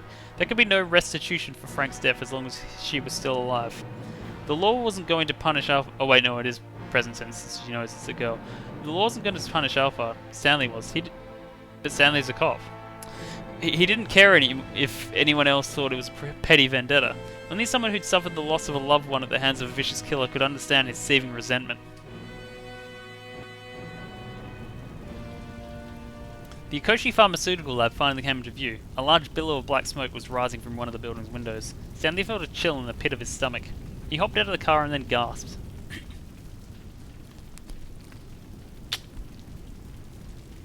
Tartano! The detective was sprawled face down on the ground outside the laboratory gate, his gun still in his hand. Blood had pooled around his head. He'd been shot at close range. Death would have been instantaneous. All too late, Stanley felt the full weight of his mistake. Tartano had gone up against an opponent who was out of his league and had gotten himself killed, and Stanley had put him up to it. He should never have let Tartano try to handle the situation on his own. Do you remember the 28th day of April? He should have done whatever it took to stop the detective. There was a fire, maybe an explosion. There must have been some way he could have averted this disaster. Saving Maria is your top priority, isn't it? That's right. There'd been no hesitation in Tartano's words. Stanley had known how badly the man wanted to save Maria. That's why he deferred to the detective's judgment. Now he was faced with the results of his own naivete. Oh, there really was a fire. The smoke pouring from the building showed no signs of diminishing. In all likelihood, the lab had been destroyed with a bomb. Alphard's plan had run its course before Stanley had even got there. He couldn't forgive himself for having been so thoroughly outwitted. I am saying the word right, though. You're making it sound like I'm saying it wrong. Nor would he ever forgive Alphard for what the terrorists had done. Anger erupted inside of him, raging like hellfire, driving him onto action. Death would be too kind of fate for Alphard. Now more than ever before, the Oh, the thirst for vengeance consumed him. Well, shit. He spilled his meat pie. But even as he began to stalk towards the laboratory, a bullet caught Stanley in the abdomen. For a moment, he couldn't process what happened. There had been intense searing pain and it spread through his gut. Warm liquid began to soak into his shirt. Then, a figure emerged from within the smoke. But what was the source of that wound? I've been waiting for you to show up, Jack. No, I'm not Twitter Jack. You've got it wrong. Another bullet tore through Stanley's body. Time seemed to slow for him. He watched the spray of blood scattering like a crimson mist. Alpha! Stanley hissed the words through his clenched teeth. Alpha! Out of pure stubborn spite, he managed to stay on his feet. Tottering towards his foe, he raised his gun.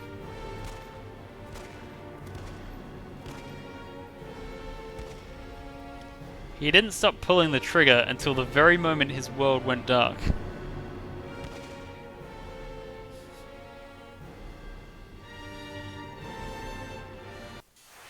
Okay, but do I get different endings if I pick different things here? Let me just check.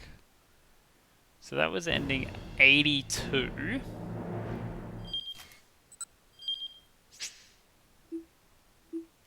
Archie's last ending is... No, wait, no, I want Minorikawa's. Minorikawa's last ending is 79. And he has 82, 81.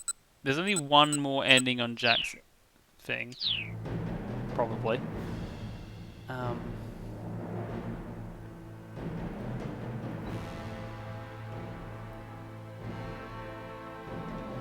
If I don't sink to her level, I'll never be able to beat her. Stanley's heart had room for nothing but revenge. The law wasn't going to punish Alphard. Stanley was. He didn't care if anyone else thought it was a petty vendetta. Only someone who'd suffered the loss of a loved one at the hands of a vicious killer could understand his seething resentment. The Akoshi farm... Yep, it's going to be the same.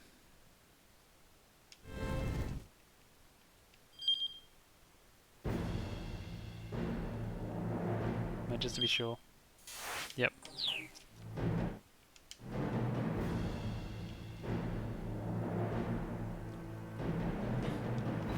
If I do get my revenge, what would Frank think? When Stanley pictured his younger brother, it wasn't with a smile on his face. The realization gave him pause. In the end, killing Alphard wouldn't bring his brother back. That went without saying. But although he could see now that revenge was an absurd goal, his heart still churned deep and dark with resentment. The Akoshi farm... Okay, that is the same.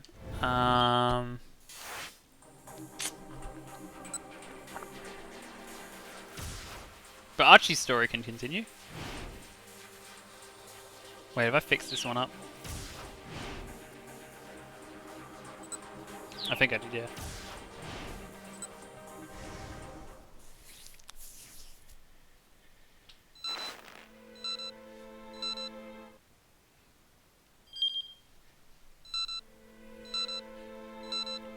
Sorry, Susan. Looks like I won't be able to keep visiting you in the hospital anymore. You'll forgive me though, right? I stuck it through to the end, just like you told me to. Didn't call it quits partway through.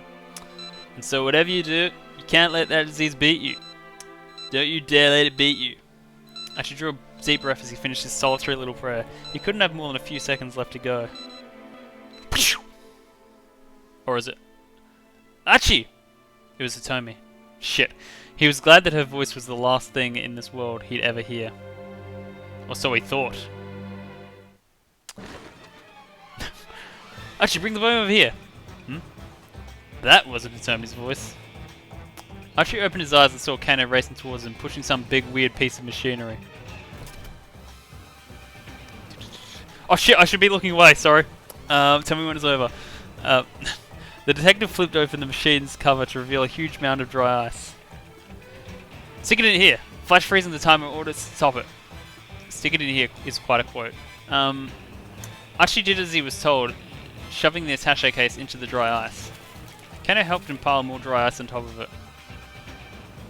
Is this what it says? I wouldn't know. Let's hope that's enough, Kano exclaimed. He looked like a man desperate for a miracle. They could see the timer display through a gap in the frozen hydrogen. Still counting down.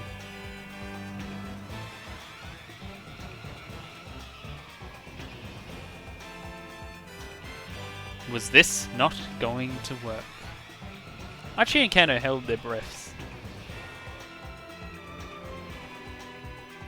To be fair, I know what's going to happen.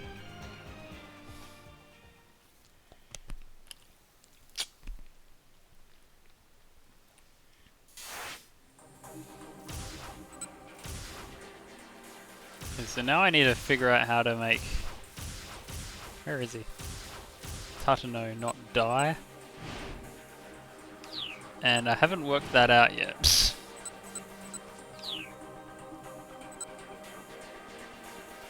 Unless, like, he can... I don't know. Maybe if he... Have they already turned it off now? I don't think they have, but I'll see.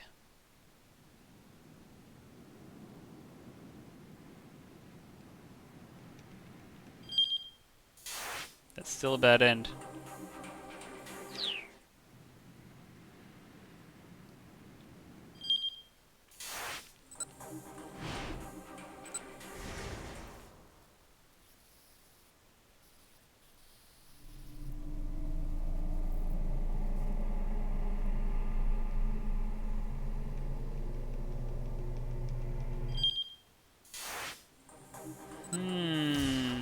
Well, Jack has a jump.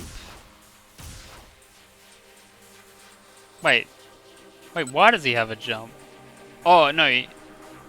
It's probably like it's an ending they haven't programmed for. I don't know. But maybe there's a jump to him.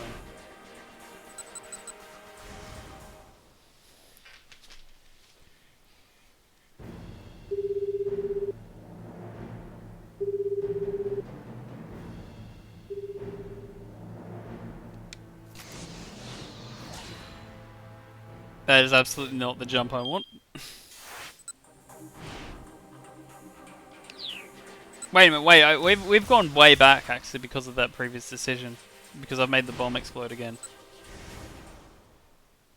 So never mind that idea.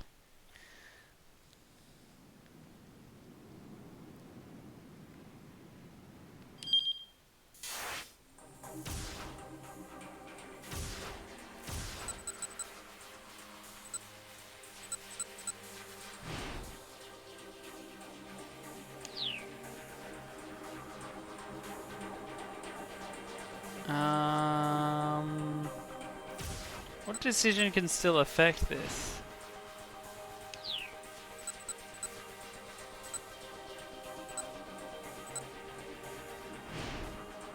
Wait. Does the explosion still happen like this?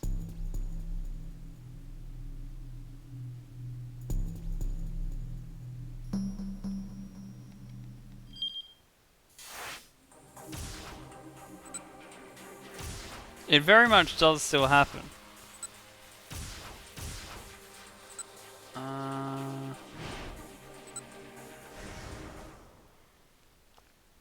This distinctly is not it, Chief.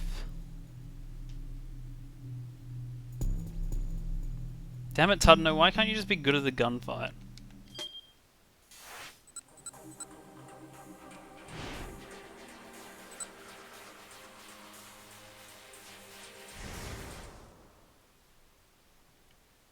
Probably a lot of consonants.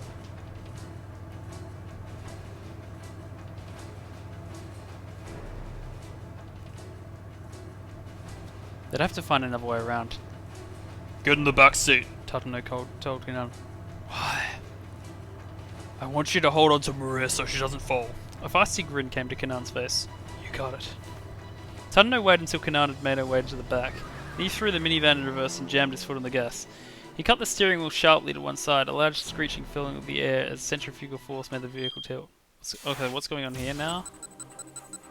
This doesn't affect all these guys, but then I guess why should it? Then a patrol car came roaring out of the nearby side road. What the? Tatano reflexively jammed on the brakes. The police cruiser cut in front of the minivan, turning to head towards the roadblock. Crashing into the barricade, it plowed through, not stopping until it slewed the curb beyond. The car's impact had made enough space for another vehicle to slip through in its wake. The minivan barreled over for the checkpoint.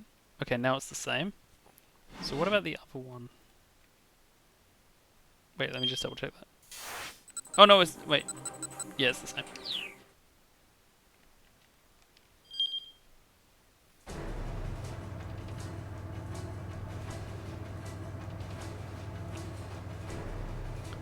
They'd talk their way through. Well, it still hasn't changed. Wait here. I'm gonna try something. What are you gonna do? A little bit of persuasion. Tatano reached for the door handle, but Kanan stopped him. Don't, she said, keeping her eyes fixed forward. You'd just be wasting your time. But Tatano didn't get to finish his thought. A patrol car came roaring out of a nearby side road. What the? The police cruiser sped past the minivan, and cut the left, turning to head right towards the roadblock. Crashing into the barricade, it plowed on through, not stopping until it slewed up the curb beyond. The car's impact had more than enough space for another vehicle to slip through in its wake.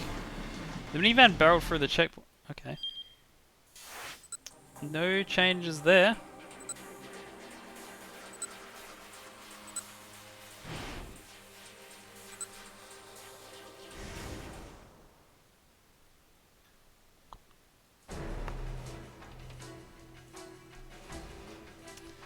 He was being completely serious. They were going to have to break through by force. Tatano took a determined step forward. Ugh. Suddenly, Kuze let out a pained yelp. Then Tatano watched in surprise as he proceeded to collapse into the pavement.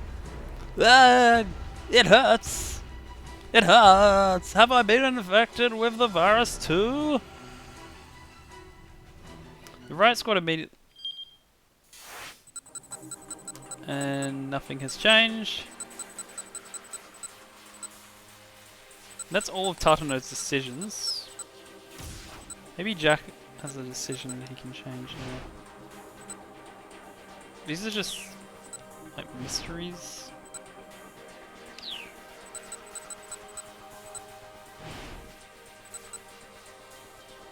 Maybe you have to like get all of his things actually correct and then it'll do it. Like he'll do something smarter.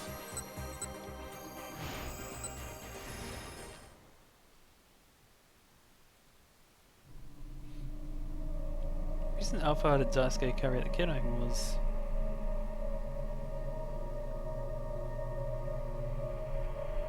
to carry out some other objective. He'd set up the kidnapping, devised the ransom relay, and kept full attention of the police on that, all the while Alpha himself was working towards his true goal, getting Hitomi's blood.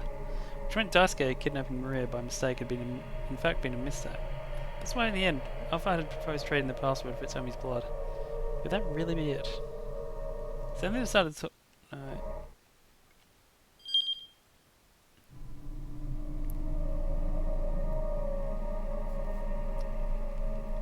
To create an alibi. Even if Daisuke failed, as he had, and got caught up in the kidnapping investigation, Alphard himself could stay out of the picture. The police wouldn't have any reason to suspect Alphard in the first place, but then why would someone whose very identity was so shrouded in mystery need to construct an alibi at all? Stanley felt he was right back where he'd started. If Maria hadn't been mistaken for Somi in the first place, the situation would have gotten nearly so complicated. That was the thing that really made him wonder. Daisuke may have been an amateur, but would he really make such a rudimentary mistake when his daughter's life was on the line? Stanley decided to talk it up with the man himself.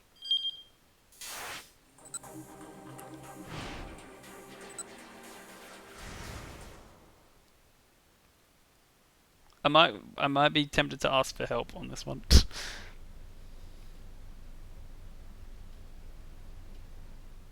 He was going to kill her. Yes, the entire point of kidnapping Maria in the first place was to make sure she would wound up dead. But what purpose would killing a single Japanese college student serve? Stanley could only think of one good reason: to send a warning to Kenji Osawa. This doesn't sound right though.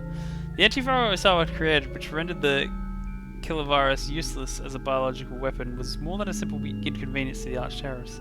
Presumably Alphard meant to threaten Osawa into ceasing further development of the drug. In which case, perhaps Alphard's true objective was not to get the antiviral from Mitsumi's blood after all, but instead to prevent research on the drug, and then to eradicate whatever samples of it remained. Was the plan then to lure Stanley and the others to the scramble so that the lab would be unprotected in the meantime? Stanley shuddered at his own conclusion. If he was right, then the negotiations of the scramble were likely nothing more than a smokescreen. It was entirely possible no one would turn up at all.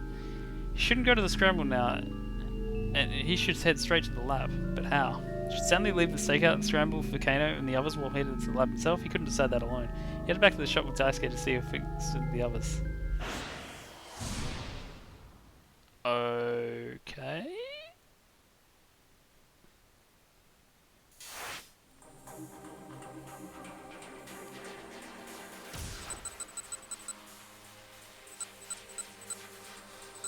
Why? Like, this can't be like hit to a bad ending for Jack because he's literally what do you know? Mean? Like, he has no bad endings left. I think.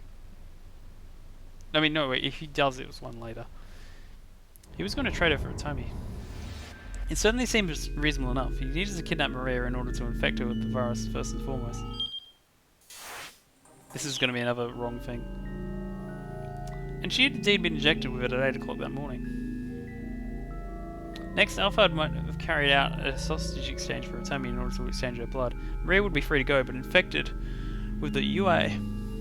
What purpose would that serve? It was simple enough to deduce. Once he learned that Maria had the virus, Kenji Osawa was certain to take action. He would bring her to the storage facility in order to administer the antiviral to siege on the Tomi. That meant the storage facility would be open once more. That was what Alphard was really after.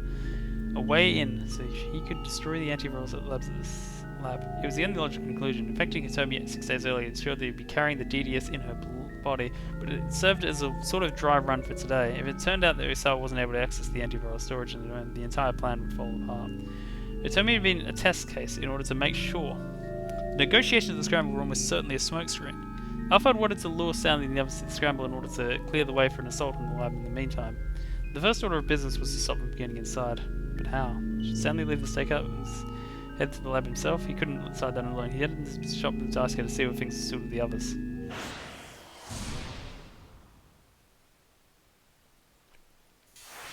there wasn't a jump to Stanley at 8:20, was there? 18:20.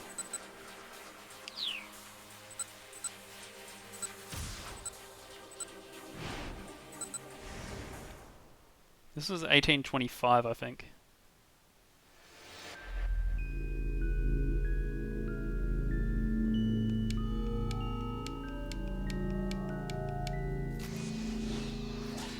It is. Okay.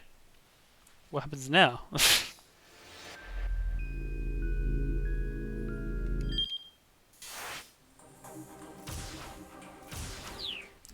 Kano's plan of action for the scramble was steadily coming together. Stanley half listened to the young detective discuss the stakeout with the rest of the group.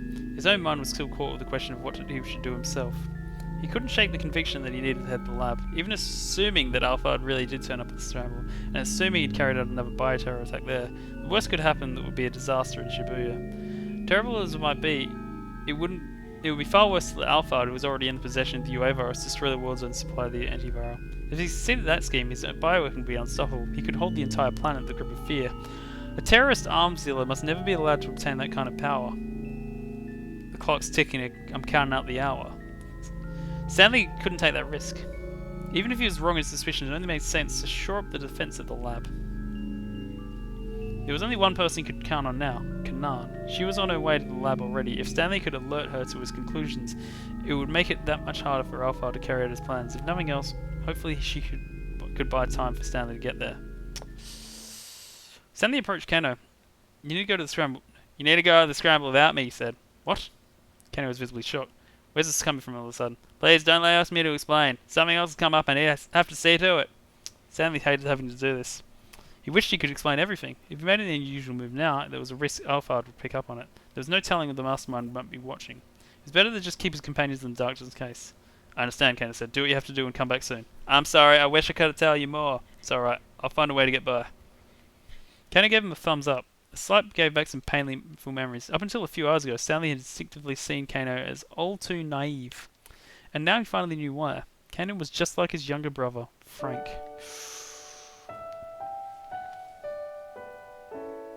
They might have looked very different, but in the way they mixed up their responsibilities with their personal feelings, they were totally alike.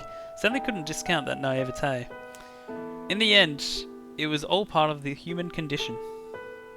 Jack, are you really okay with this? Frank cast an anxious look at his older brother as they made their way into the University of Chicago campus. That's how you say the word! It's my responsibility to look after you, Stanley told him. As long as you take your studying seriously, I'm all for it. Frank had been worrying about the tuition costs as he prepared for college. After losing their parents 5 years earlier, the two had struggled to get by. Yeah, but... Stanley set both his hands on his brother's shoulders. Listen to me, Frank. You're my brother and I care about you. I just want whatever you do to be something you can be proud of. Alright, Jack, I hear you. And thanks.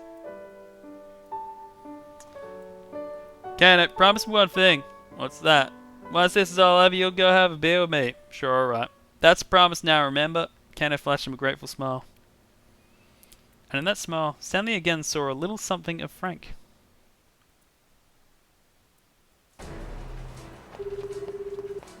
Hurrying out of Endo Electronics, Stanley dialed up Tatano as he ran along.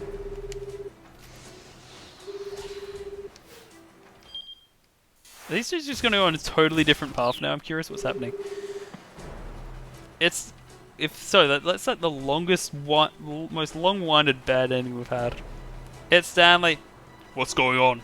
What I'm about to tell you is mere conjecture on my part. Now let's assume I'm mostly on the right track. He took a deep breath to seal his nerves. I think Alpha is headed to the lab. He's planning on hitting it to destroy the antiviral. Are you serious? Tatano's voice was laced with apprehension. Yes, you need to turn back right now. I'll go to the lab with Kanan. Detective's only reply was silence. Did you hear me, Tatano? This is an opponent who's out of your league. Turn back. I'll handle it. I can't do that. Now Tatano's tone was calm and steady, but on the surface he looked calm and ready. My job is to get Maria to the lab as soon as humanly possible. Whether Alpha is coming or not doesn't change that. Don't be absurd. Even if you do have Kanan with you, you can't keep Maria safe and still win the fight that's coming. I'll give my own life to protect the girl if that comes down to it. Stanley could tell that he'd never overcome this degree of stubbornness. Fine, have it your way then. But I'm heading to the lab too. Whatever you do, do not let your guard down. Understood. Tatano would be no match for Alphard. If the terrorist spotted the detective, he'd probably kill him on the spot. Reassurance or encouragement would be meaningless. Instead, Stanley left Tatano with one final warning.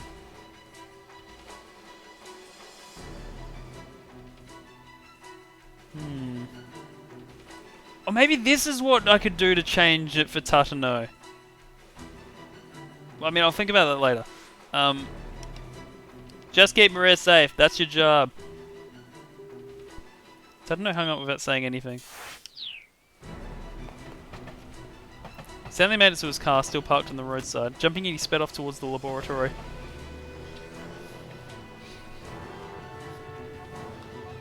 Traffic had gotten pretty congested by the time he made it onto the main road. The chaos and panic from the area around Shibuya Station was starting to spread. His frustration steadily going, Stanley fought his way along the congested streets. Just as aggravation was beginning to boil, he finally arrived at the Okoshi Pharmaceutical Laboratory. He could finally tell something was wrong.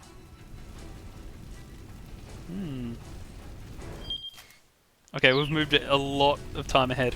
A plume of smoke was rising from one of the laboratory windows. It was thick and black, clearly the result of fire of some sort. Stanley hopped out of the car, drawing his gun as he approached the door. He was about to make his way inside when a scent on the air stopped him in his tracks. The smoke carried the telltale odor of explosive residue.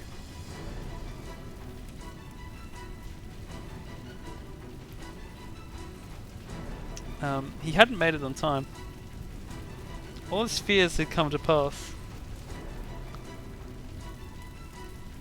Maria, Osawa, Tatano, Kanan, they're all surely dead. And then no doubt the antiviral had been either stolen or incinerated. In all likelihood, moreover, viral samples from the lab had been dispersed from the explosion. Stanley cursed. He'd already inhaled some of the smoke. Yeah, why did he say Maria's full name? This really was the worst case scenario. They'd been utterly defeated. Stanley called up Gordon to request backup for the sweep of the laboratory. He needs the Yama Inu.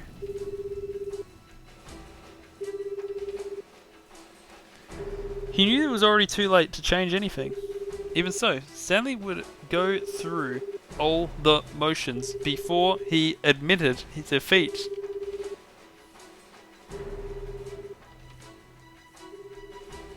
Oh?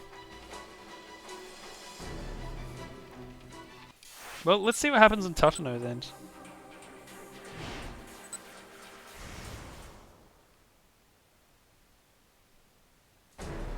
Because if I just again check the bad endings.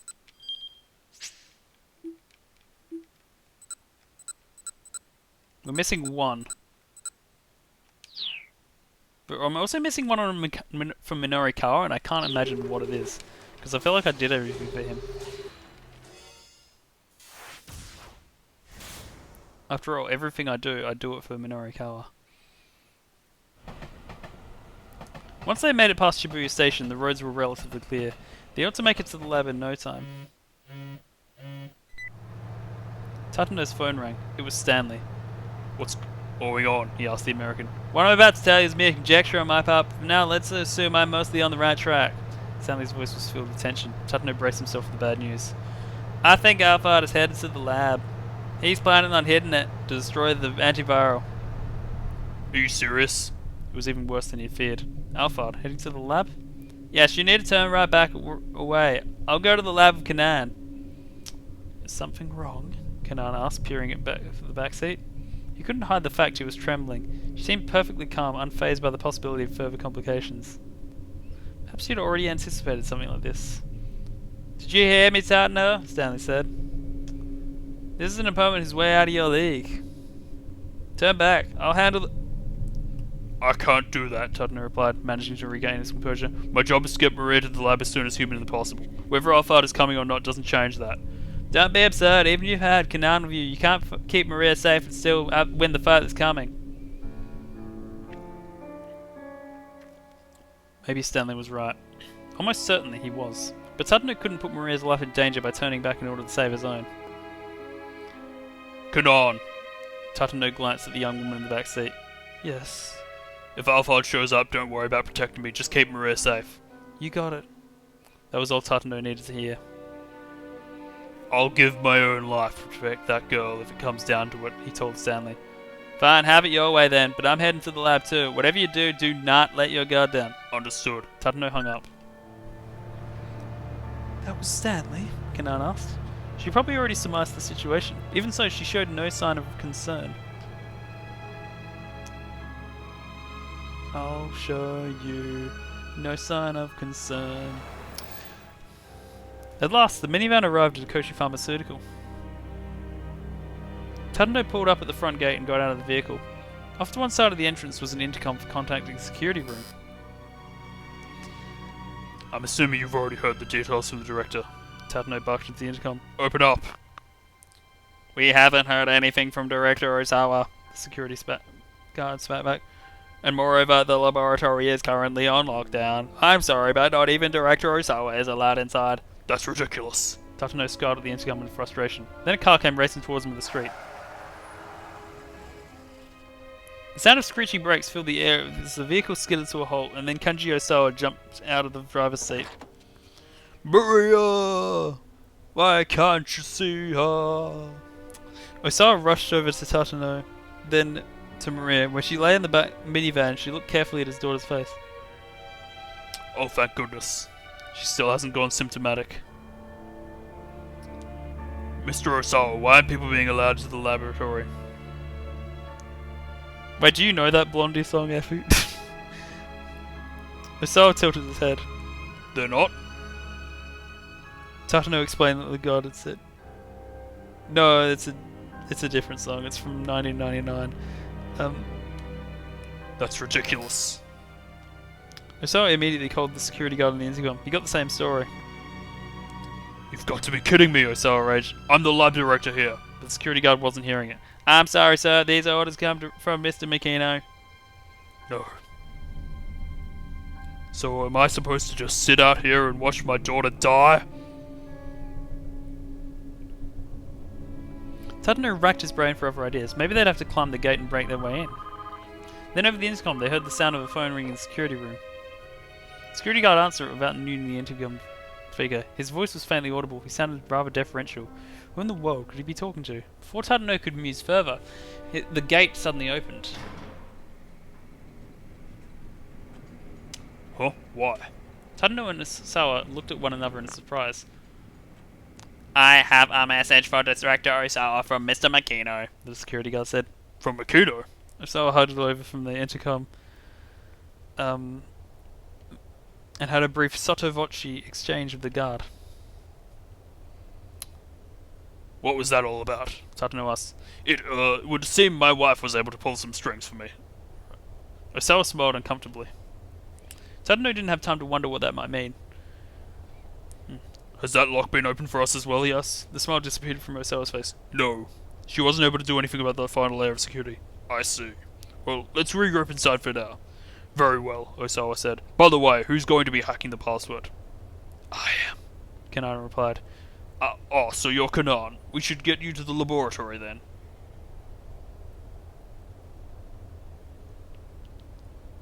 After checking to make sure there was nobody suspicious lurking nearby, Tadano headed into the laboratory of the others.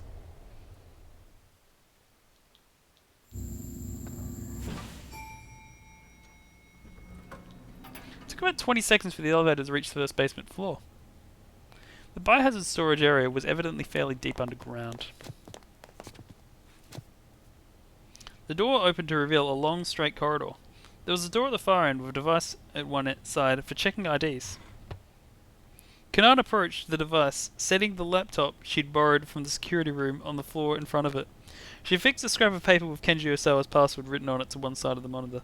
Then she connected a series of cables to both the laptop and the device. Tadano tried to contain his sense of urgency, focusing on keeping his watch over Kanana as she worked.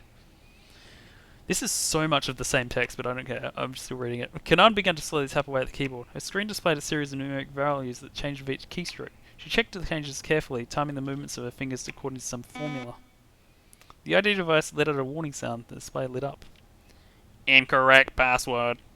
The input had been rejected. Was this really going to work? Tadano felt his impatience growing. Osawa's face showed a similar unease. Kanana turned to look at them. How many failed attempts are we allowed? 2, I believe. Osawa answered. After a third failed attempt, the storage area is locked down and can't be reopened without input from the full board of directors. Kanana had already resumed typing before he finished speaking. There's a very slight difference in power consumption from the device when it processes the correct password compared to an incorrect one. There's a minuscule difference in the time it takes to run the process as well. If I can analyze those and compare them. Kanan's voice trailed off. She continued working. There was another warning sound. A second failed attempt. A single bead of sweat ran down Tadano's forehead, but Kanan didn't so much as bat an eyelash. I see. Her face remained full of confidence. It won't be a problem, she assured them. This isn't my first time with this type of mechanism. Slowly, one at a time, Kanan pressed key after key while keeping her eyes fixed on the laptop screen. With each keystroke, a waveform at the top of the screen, looking almost like an echocardiograph readout, wobbled slightly. The laptop let out a tiny sound. A sequence of 10 characters appeared on the screen, and Kanan let them off. Tadano jotted them down in his notebook, then stepped up to the scanner to enter the twin passwords for Osawa and Tanaka.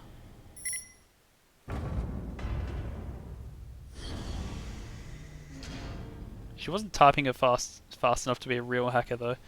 The door opened. Kanan let out a sigh of relief. Osawa gathered up Maria and headed into the storage area. Tadano felt a surge of relief as he watched the two of them go. Kanan, meanwhile, was fastidiously putting away her equipment. What do you think? Tadano said. About what? She asked, her gaze as serious as ever. About Alphard. Why hasn't he shown up? If what Stanley had said was true, Alphard ought to be coming their way. It was both strange and unsettling they hadn't been able to get inside without interference. This isn't over yet, Tadano continued. Don't let your guard down until you know Alphard has been dealt with. Right. Kanan pulled out a pistol. You keep those two safe, she said. I'll go check things out front. She got back into the elevator and headed up.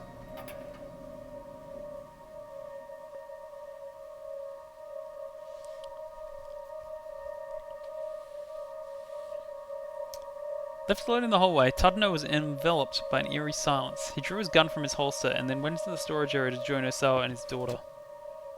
His cane and the soles of his shoes echoed in the hard surface all around.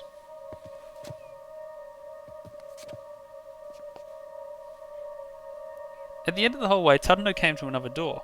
He took a position there, determined to guard the two individuals inside. This was the only way in. If anyone was coming, they'd have to pass through here. Putting his back to the door, he let out a sigh. A great weight of exhaustion settled over him. Too much had happened over the past few hours. He recalled too many painful memories that had long been buried deep within his mind, and he realized that his whole life was rife with things he could never undo. If you're coming, then come on. Tadano aimed his gun down the empty corridor. Right now, he just needed to protect Maria. That had become his life's sole purpose. Not sure about this. It's about to go bad. Yep. Suddenly the door was in front of him was blown off its hinges with a tremendous explosion. The shockwave travelling down the corridor struck him an instant later. Tadano had neither the time to wonder what had happened nor any chance to avert his fate.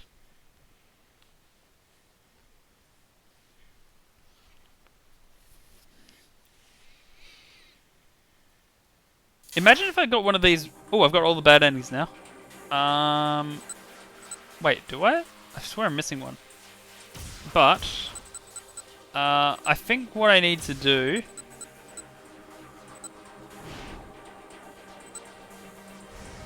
is, make Stanley tell him something different.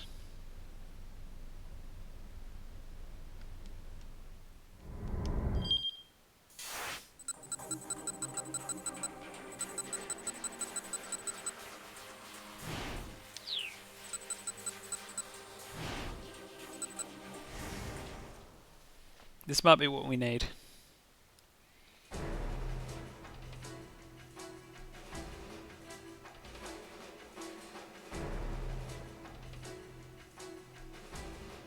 Did you just look up my achievement?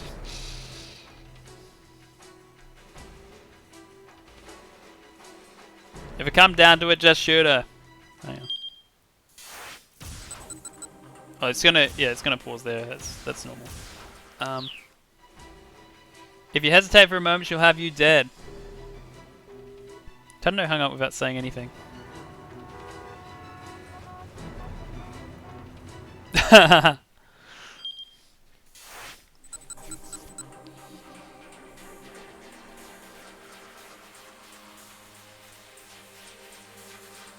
Wait, should that name mean anything to me?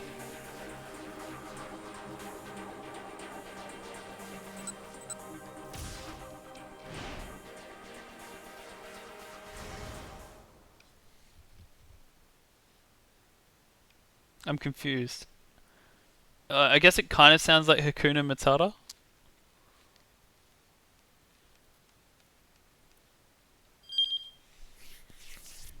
Shit, what did I choose this time? I'll just pick this A for now.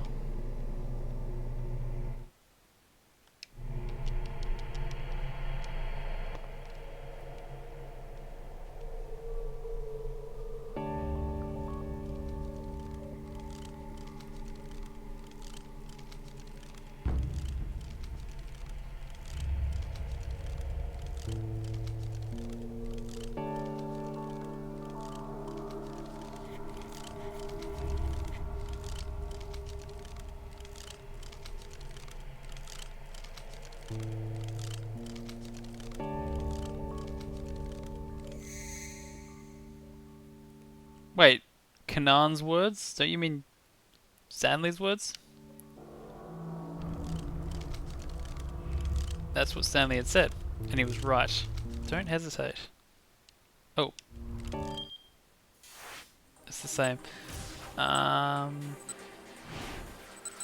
Maybe B will do it.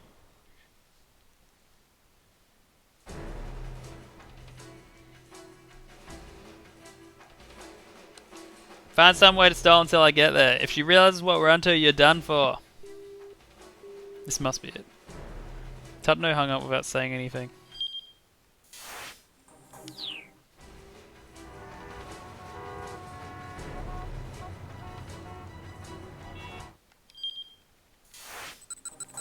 Yep, here we go.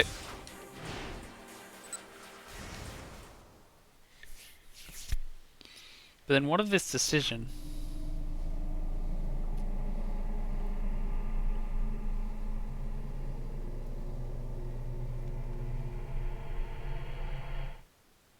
I have to read through this text again, don't I?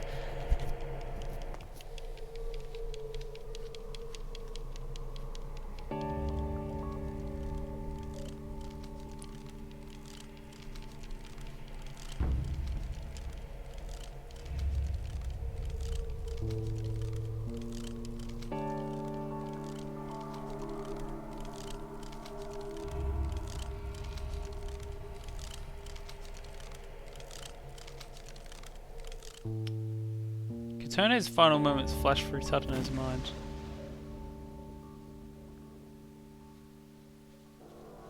If he hadn't fired back then, maybe Katono would still be alive. Your friend's entire life was changed because of you. Why hadn't he tried to talk the culprit down? He knew the reason why. Because he loved Katono. He still loved her even after she'd become Daisuke's wife. His desire to be the one who saved her had warped his sense of judgment when things had come down to the wire. Tatano, do you not enjoy being with me? There's a forlorn look on Katono's face. It wasn't that he didn't enjoy being with her. Her very presence soothed him. But the more serious their relationship had grown, the more it tore at Tatano's heart. The truth was, he didn't really know what happiness was, and so he was incapable of making someone else happy. Hey, Alex. Might be near the end of this story, actually. If it were possible, he'd want Katono to be smiling always. Apparently I have all the bad endings now. And that meant her being with someone other than him. I think it would be best if we stopped seeing each other. Tatano blurted out the words bluntly and Katono's face fell. He hadn't broken up with her because of any lack of feeling for her. Rather, the impulse had actually sprung out of pursuit for human warmth, and his growing fear of losing it. I'm losing it. He'd just been so uneasy. More than anything, he'd been afraid that he wanted too much love and affection from Katono. Katono.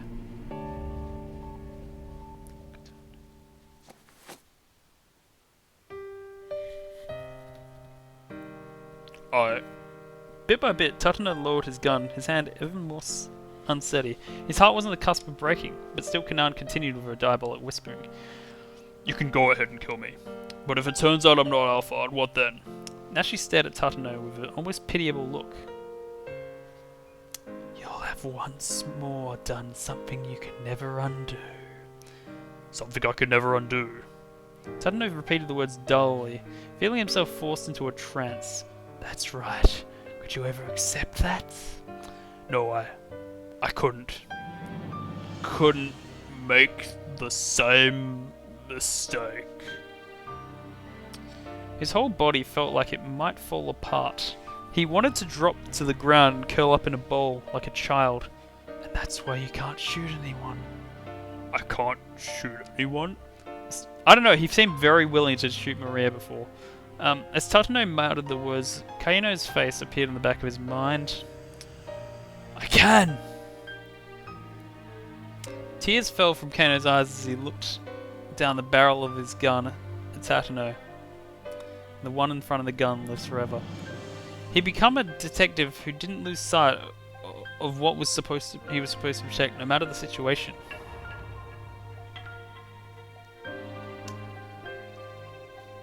Tatano had nearly forgotten, nearly abandoned his inward promise to be a detective worthy of that final salute Kaino had given him.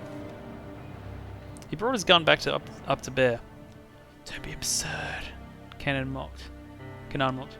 You can't shoot anyone. Actually, I can. The words creaked dryly from Tatano's throat. When there's something I'm supposed to protect, I can shoot. The memory of Kaino weeping but taking aim had given him the resolve he needed to face down an opponent who ought to have terrified him. I learned that from someone who was terrible at his job. What a nice thing to say. Kanan's eyes went cold. Immediately she lifted up her gun again. Once more their eyes locked, a spark of hostility crackling between them. But almost immediately, Tatano could sense the difference in skill between his opponent and himself. The young woman radiated a deadly aura. Effie, don't be a snitch. The young woman radiated a deadly aura. The force of her stare was like a knife pressed to his throat. She had borne witness to carnage and bloodshed, the likes of which he couldn't even imagine. He couldn't win this. She would kill him, guaranteed. Tatano braced himself for death, never taking his eyes off Kanan's. If nothing else, he needed to buy time for Kanano to get that password. But could he do that, given the opponent he faced? Yes, somehow he would do it. As a detective, as a man. Even if he had to give his own life to succeed. This doesn't look like a good end. Hang on. Even if it couldn't come close to making up for the sins he committed. Well, Stanley's... I mean, Jack still has something different, so...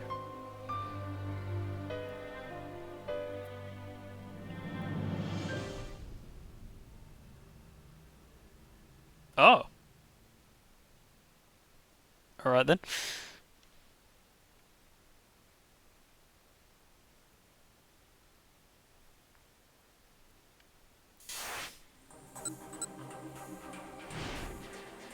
But what about if I change this? I was just surprised to see an ending. Just because everything else has been to be continued.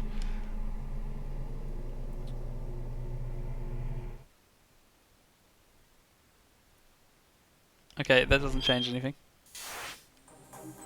It's also like, this guy's story only started 75 minutes ago.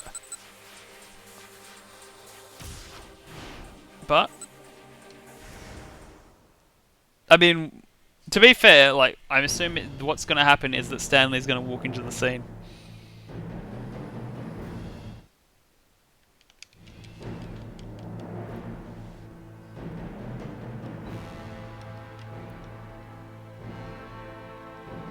Apparently this doesn't make a difference because I've got all the endings though.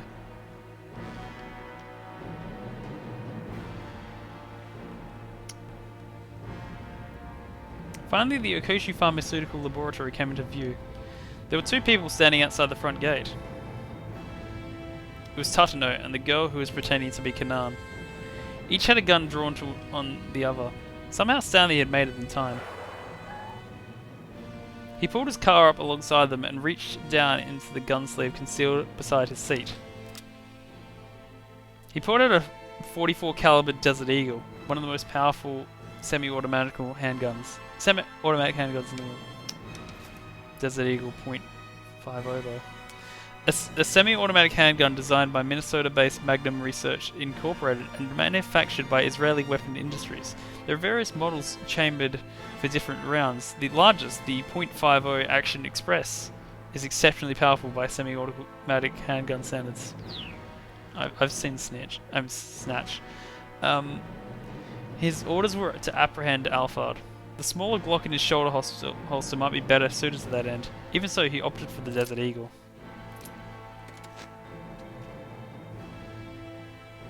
Getting out of the car, he started pacing towards the young woman. Stanley. Tatano glanced over to him, his face pale. Stanley gave a silent nod in reply. He could see the hint of a smile on the girl's face. Probably a smile of overconfidence. Well, her brazenness was sure to get no further. Wait, of course it's Counter-Strike. They're literally trying to stop a bioterrorist.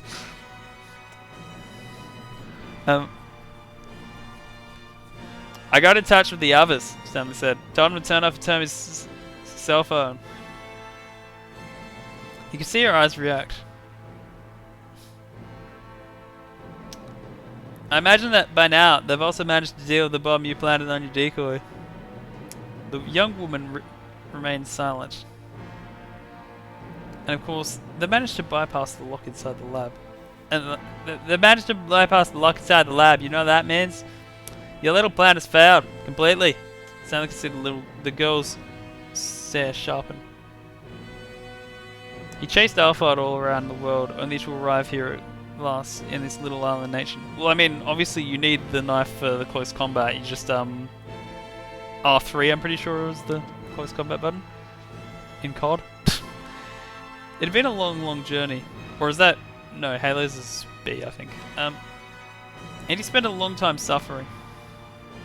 Now both the journey and the suffering will be over.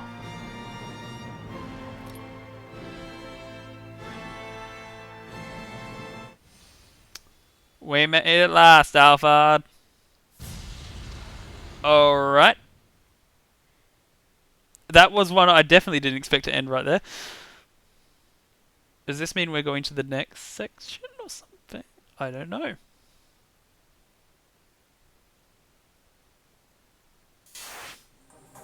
Ooh! The big finale, it seems.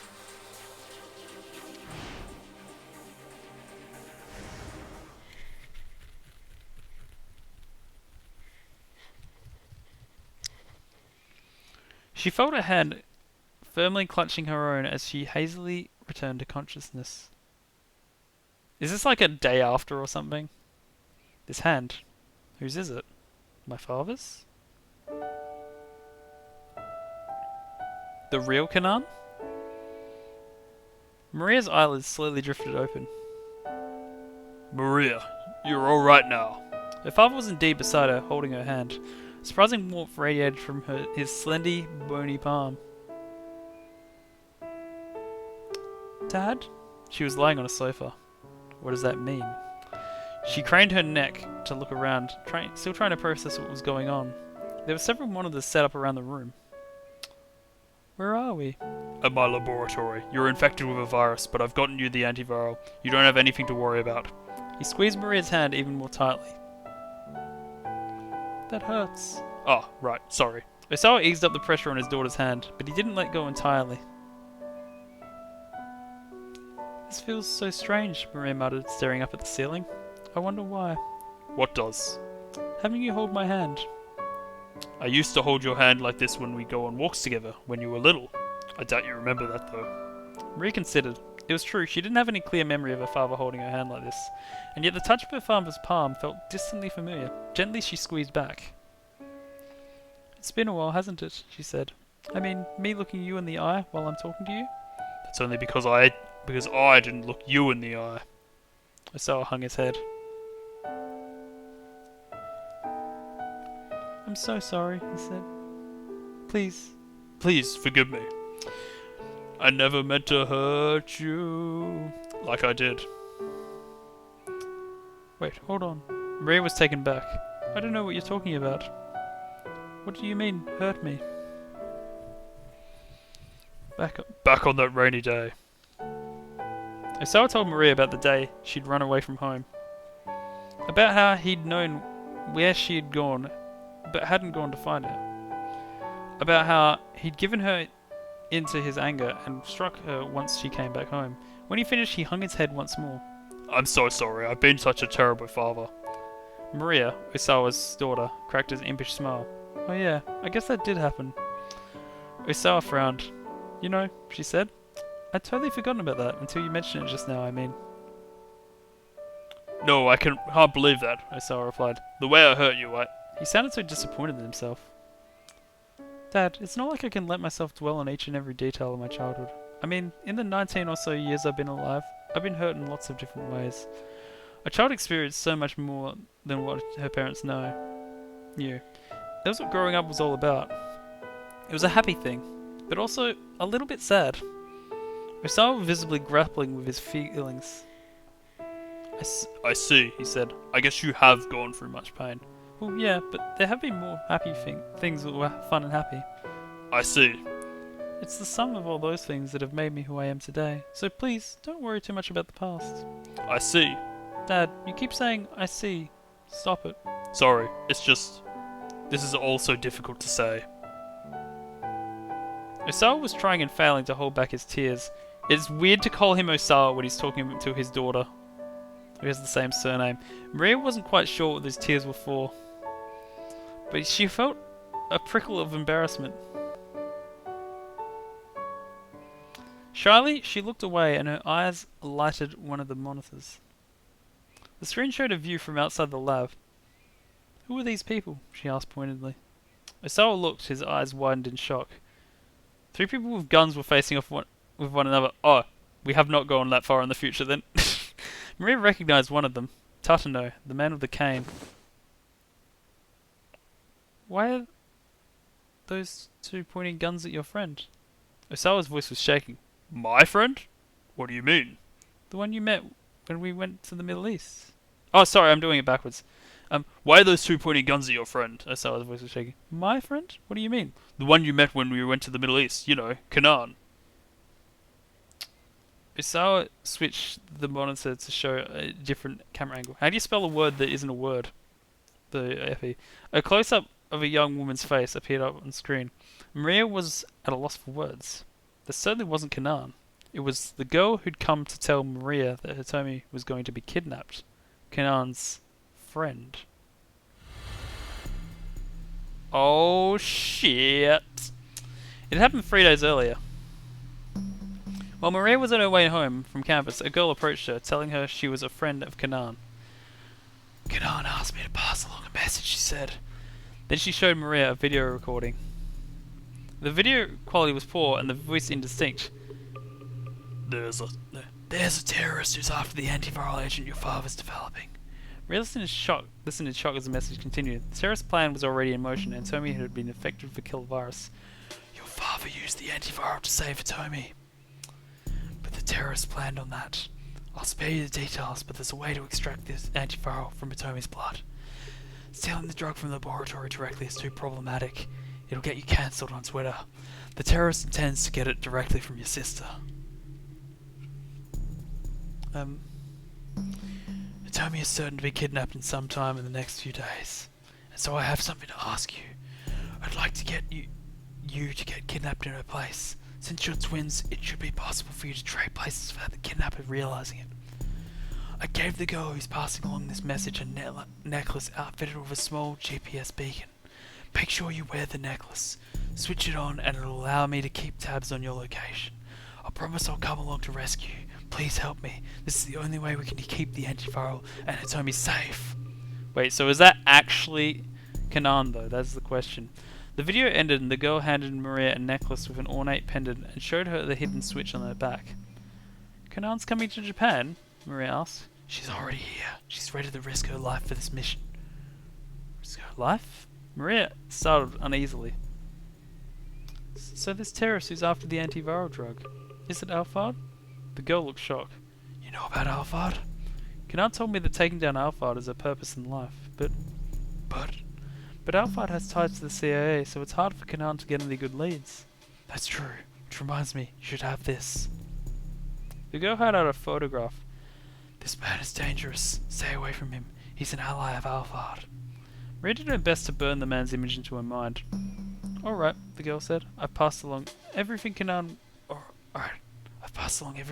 wanted to tell you. What you do next is up to you.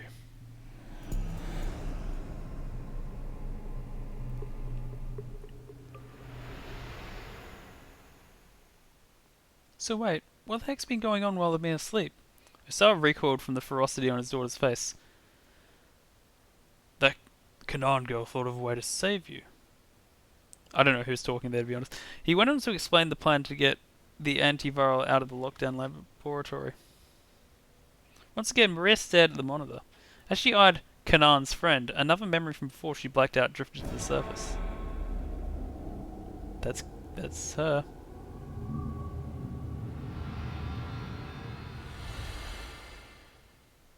Suddenly it dawned on Maria what this girl was planning. She pretended to be Canaan in order to get to the lab, she said, scowling at the image on the monitor. Osawa looked at the screen and then at his daughter's face. Well then who in the world is she? Maria already had the answer. There was no doubt about it. That girl was Alphard. The instant she realized this, she knew they were in danger. If Alphard managed to infiltrate the lab, there was no way that she'd be satisfied with simply getting her hands on the antiviral. She sowed ruin everywhere she went. Is something wrong? Osawa asked uneasily. Maria, what is it? Maria's mind was racing. She spoke her thoughts out loud. She's going to kill you so the drug can't be recreated. No, that's not thorough enough. She's going to destroy the whole facility. But how? Vague possibilities tumbled through her mind, but she couldn't be sure what the terrorists would be planning. She gritted her teeth in frustration. Don't worry, Osawa said. I don't know who this girl is right now, but girl is, but right now she's outside the lab. There's no way she can kill me or plant a bomb here or anything. Yeah, I know. Maria gave a tiny nod, but something gnawed at the back of her mind. Make sure you wear the necklace. Hurriedly, Maria took hold of the pendant that hung around her neck. As soon as she did, she felt a chill run up her spine. Did the knick-knack shock explode so ferociously because this was in it?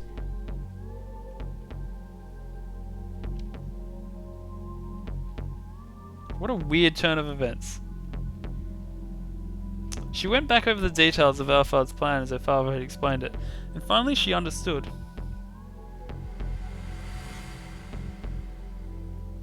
I've got it. Osawa straightened up. You've got what? I need to get out there, where those three are. Don't be absurd. I have to go.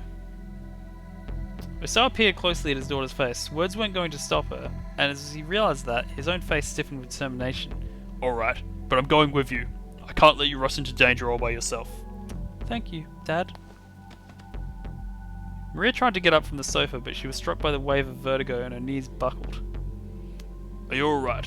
Osawa caught her by the arm. This is probably a side effect of the antiviral. You shouldn't push yourself too much. Maria looked up at her father's anxious face and shook her head. Don't worry, I'll be fine.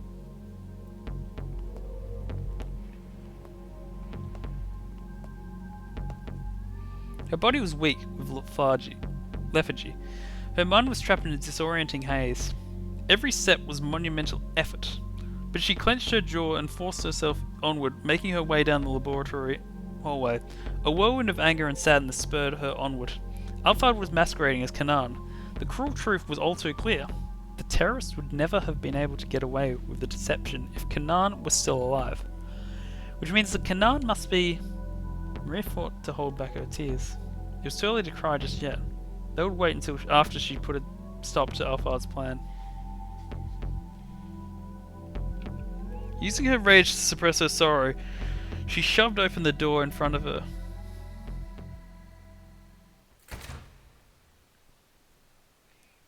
That isn't Kanan. You know, they both know that though. Maria's voice exploded into the silence of the standoff.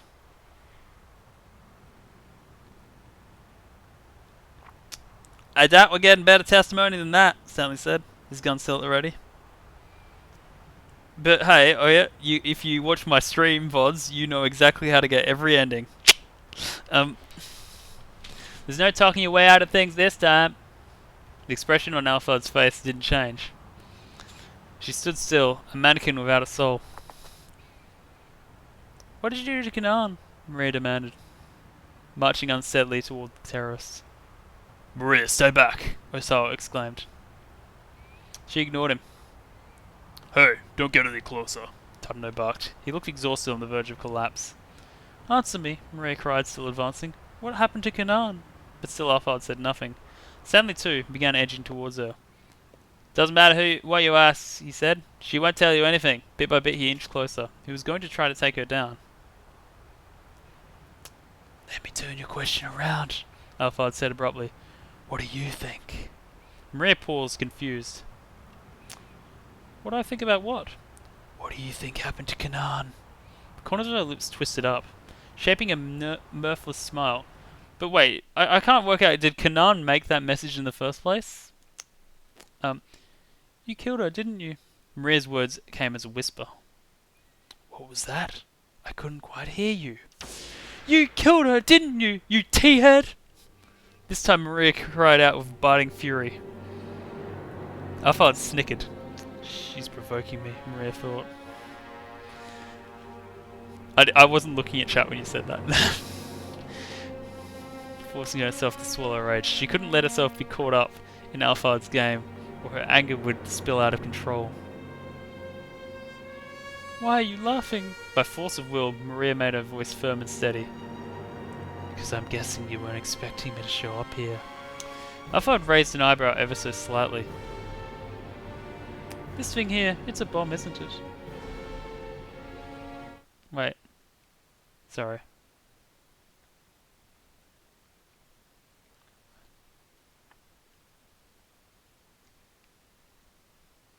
Sorry, wait, sorry. I got their voices mixed up just then. What? Stanley furrowed his brow. Ah, of course. Even if we managed to catch you here, you'd still be able to destroy the lab. Still, the smile remained on Alphard's face. She seemed to enjoy watching this others figure out her intention. But you can't trigger this bomb with me standing this close to you, can you? Maria locked eyes with Alphard. Unless you're prepared to sacrifice yourself. She stood like an image of bravery, while on the inside her apprehension threatened to tear her apart. She could feel her heart thudding so furiously she thought it might explode. Cold sweat trickled down her spine. Only her rage at Kadan's murder could keep her from backing down. Go ahead and blow yourself up if that's what you want, she said. But you'll die with nothing. Your death will mean nothing. But not mine. My death will avenge Kanan's.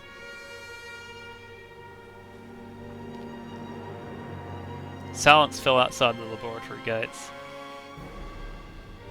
Stanley and Tadano stood frozen, their guns still trained on Alphard. Both men were ready to pull the trigger at the slightest provocation. Just how long had they been here, staring each other down? The passage of time seemed slow, seconds drawn to hours. Yep.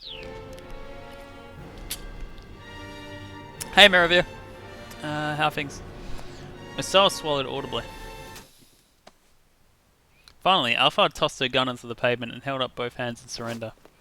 Stanley wasted no time, springing forward to secure her. He gave her a thorough pat-down from behind. Of course he'd do that. He removed a small device that looked like a detonator from one of her pockets. On your knees! Alphard did as she was told. Good. Now hands behind your head.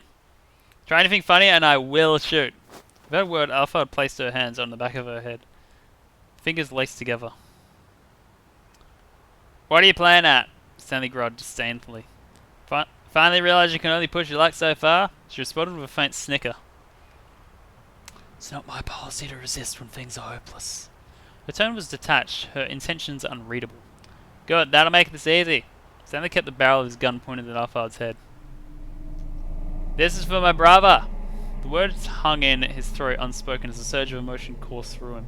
Just a tiny bit more pressure from his index finger and he could put a bullet right through Alphard's head. His long journey would finally reach its conclusion, but although he had wished for this moment more than anything, his finger didn't move. If he pulled the trigger now, would that truly be the end? His mind reeled at the implications of diving in too deep, and possibly the complications. Tadano watched Stanley closely, eventually letting out a tiny sigh of relief. They were in this together, after all. Now they just needed to be careful not to let down their guard. He kept one eye on Alphard as he went to pick up the gun she discarded, but he was too late. The gun was gone. This is for Kanan! Oh shit. Maria had lunged forward, snatching up the gun. Maria, no! Osawa cried. What are you thinking? Don't steal someone else's kill! That's extremely BM. She ignored her father, taking aim at Alphard's forehead. Kanan's dead, and you're gonna pay. The smouldering rage she fought to hold back blazed up with renewed fury. Maria! Stanley said calmly. Put down the gun!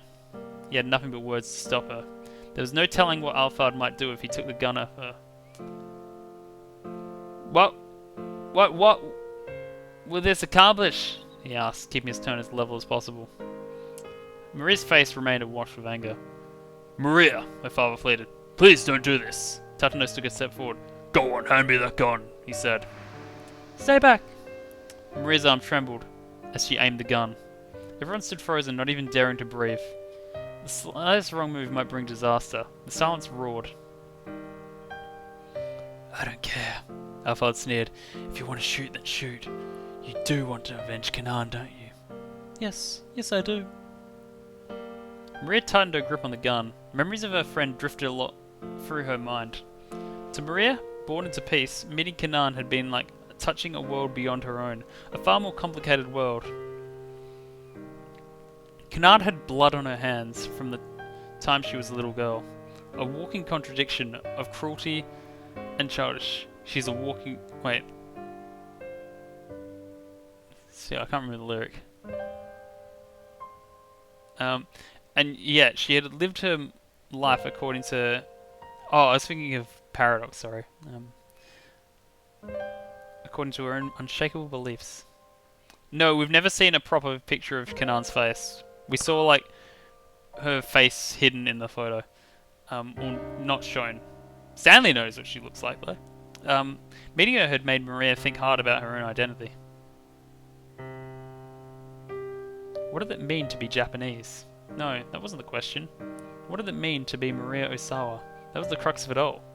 They'd been able to find common ground despite differing ideals, because both possessed an unshakable sense of self. The tense equilibrium came crashing down as Maria let out a shout. "This is for Kanan!" She pulled the trigger, but her shot went wide, shattering the window of a nearby car. The sudden gunshot caught Stanley off guard. Alpha didn't miss her opening.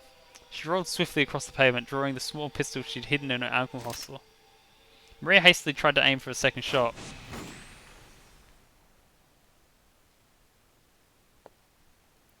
Oh shit! Dad! Osawa collapsed at Maria's feet. Dad! Her father went limp. As if she's gonna stop there. Stanley dived at Alphard.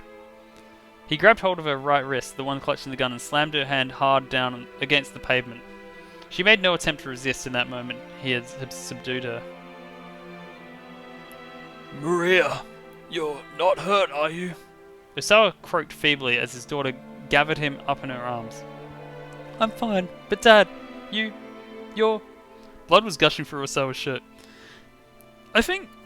Has Osawa died in any timelines? Like, he had that one where he went crazy, but I'm not sure he's actually died in any timelines.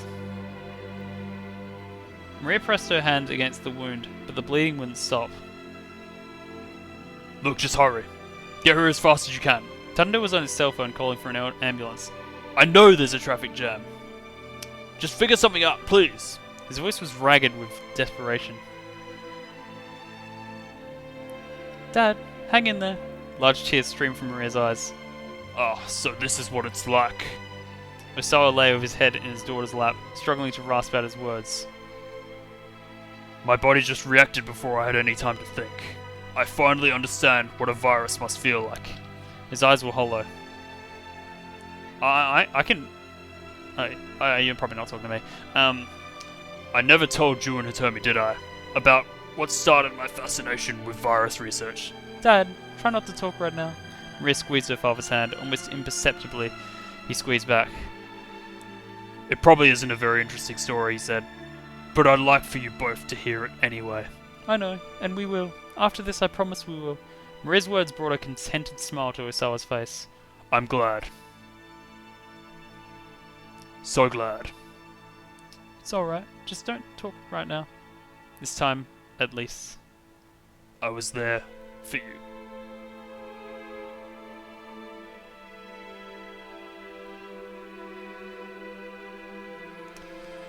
Wait. Osawa slowly shut his eyes. Dad, Maria said. But her father didn't answer. Dad, don't die. You can't die. The sound of ambulance sirens wailed in the distance. Maria clutched her father's hands, trying to make her grip firm and reassuring. Just to be for her back in the laboratory. Osawa needs to go to the hospital and exchange crazy stories with Sasayama. Please, don't die. She repeated the words inwardly, over and over and over. Over and over and over and over and over. Like a monkey with a miniature symbol. The joy of repetition really is in you. A black car of foreign make arrived at the laboratory and pulled up to the curb. Stanley's superior, Gordon, emerged from the back. A few of his men followed and promptly placed Alphard in their handcuffs. Well done, Gordon said. Stanley gave him a slight nod. I'll be taking Alphard back to headquarters. You can finish up here. Understood, sir. That's what I think when I see the name Gordon as well. Gordon shoved Alphard into the back seat and slid alongside her, and the car drove off. Who was that just now? Tutton asked Stanley. My boss. Sorry, but we'll be taking Alphard into custody. You will, huh? Tutton frowned, but decided not to press the point.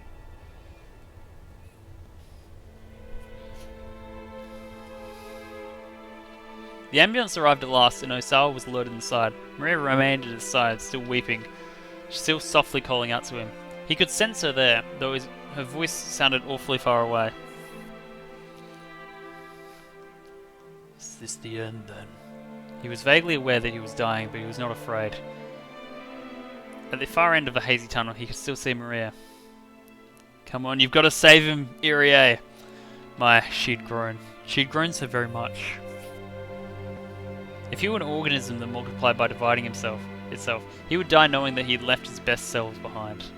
He had only one wish now, that Maria and Tommy would go on to lead happy lives. His vision was growing steadily more dim. Tiny motes of light flickered and wavered before his eyes. It looked a lot like the very first time he had ever peered through a microscope. And that was enough for him.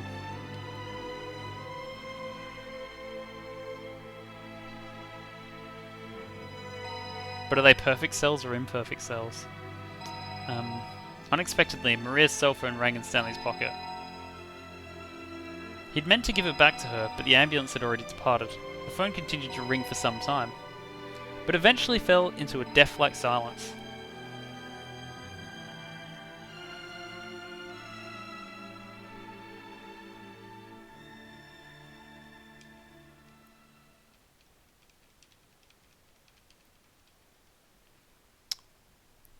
(0002). Oh, I thought they were saying the time. Archie held his breath. Nope.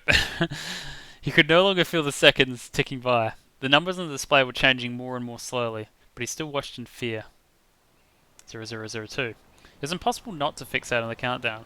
0002, 0002, 0002. Kano and Archie continued to stare at the timer. 0002. It had stopped. The timer had actually stopped. We did it! Archie dropped to his knees with a cry of triumph. The rest of the Shibuya scramble burst into cheers. Oh, so now they know what's going on. You're one reckless guy, you know that? Keno held his hand out. Archie grinned at him. That makes two of us. And then Minoru Kawa joined in for no reason because he's there. The two clasped their hands firmly, their handshake conveying more than any words could have. Archie. Oh, Archie. Susumu came running over. You did it, man. I knew you could do it. The two bumped fists. It weren't just me, Archie said. Could never have done it without you guys' help. Susumu smiled bashfully. Hey Susumu, take care of SOS for me. You got it. Susumu looked at him squarely in the eye. To be honest, I think he could have got, this could have been solved without SOS. I'm not sure they did anything vital. Archie gave a little nod and the two solemnly bumped fists again. Suddenly there was a blinding flash. Archie spun around to see Chiaki standing there, beaming happily, her digital camera ready for another shot. Hey everyone, gather up! Midorikawa called out to Archie and his pals. You guys are the heroes of Shibuya! Photo time, everyone, Chiaki said. Get ready! The young men struck a pose together. Wait, her too. No, wait, her too! Minorikawa ushered Hitomi over to stand with Archie. Wait, did I say dist bump? I swear I didn't. Minorikawa ushered Hitomi over to stand with Archie. Hitomi? Archie stared at her shyly. Okay. That he'd be able to do what he'd done. It was all thanks to Hitomi he'd been able to do what he'd done. Keeping Shibuya safe, keeping his promises in there. Hitomi had been the inspiration for it all. There were so many things he wanted to say, but he couldn't get the right words out. Archie, Hitomi's cheek were damp with tears. Hey now, little lady, Norikawa called. No crying now. Come on, show us a smile. He struck a goofy pose beside Chiaki. At last, the smile returned to Hitomi's face. She does not know what's going on with her dad right now. It really is the best. Hitomi looked up at Archie in confusion. You smile, he said. It's the best.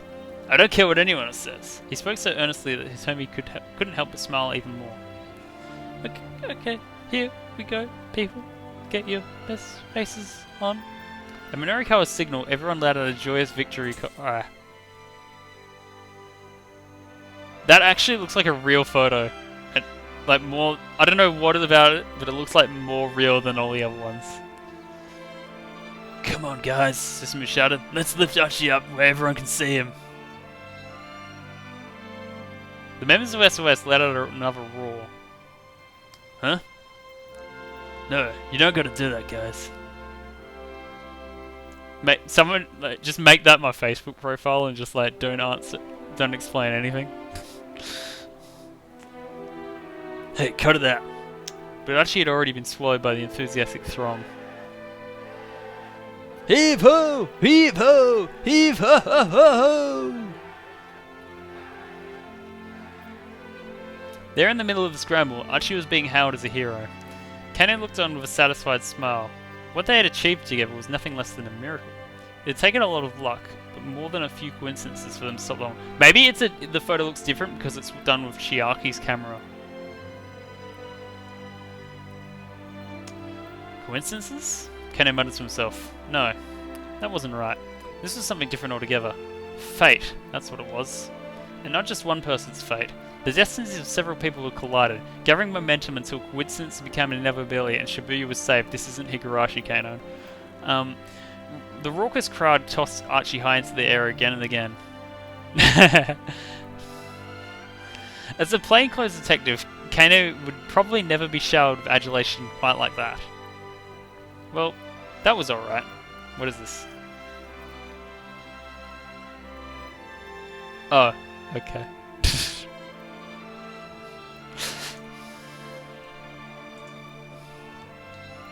A detective's duty was to ensure the safety of the people. He didn't put his life on the line so that he could be a hero. Just seeing all these smiles, that was good enough for him. Kano only needed the approval of one person, and that was Rumi. Rumi, I hope she managed to get out of Shibuya, okay? Except now there's no explosion. Suddenly worried, Kano pulled out his cell phone. There were a whole bunch of things he wanted to tell her. He couldn't share the whole story, police rules wouldn't allow it, but he wanted to let her know as much as he could. That the kidnapping case had been resolved safely, for instance. That he'd learned about the tortured past of the detective he'd so admired. That his partner was going to pull through. That he'd managed to finally talk to her father. That he put his life on the line to save Shibuya from danger. And her father is still not impressed. Rumi would listen quietly to the very end, and then Kano thought he knew just what she'd say. Short and sweet, honey, in that gentle voice of hers. Good job. Shit. Is this the credits?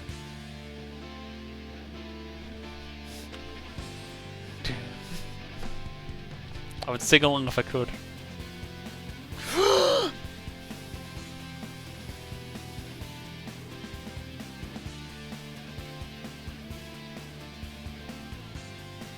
Maybe there's an epilogue to the epilogue.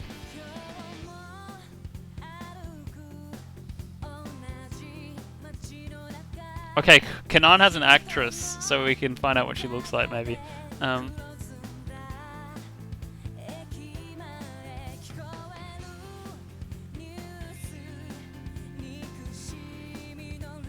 Okay, I was just curious because Maria and Hitomi really do have the same actress.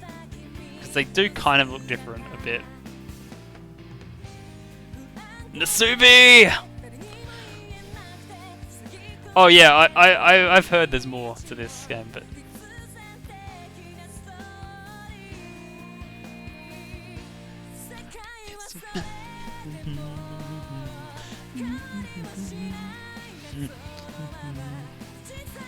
Kamiki as herself.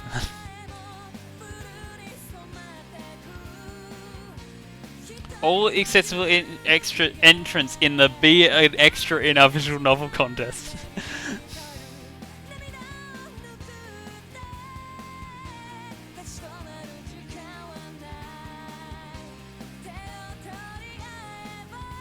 Everything will be alright. What is it talking about? I know. This is just as annoying as in Fury when the scale says the wrong word. or is subtitled incorrectly. Which side do we stand on there? Um, I like Ayakamiki wrote the lyrics herself.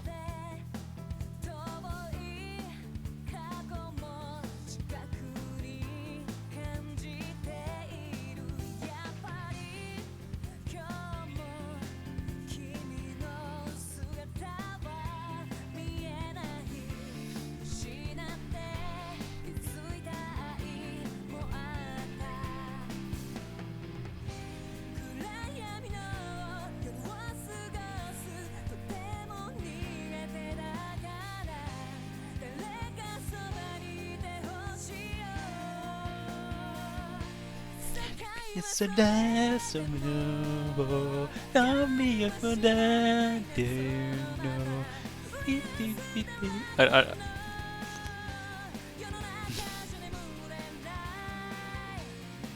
Are you correcting my failed singing? Because I have no idea. Oh,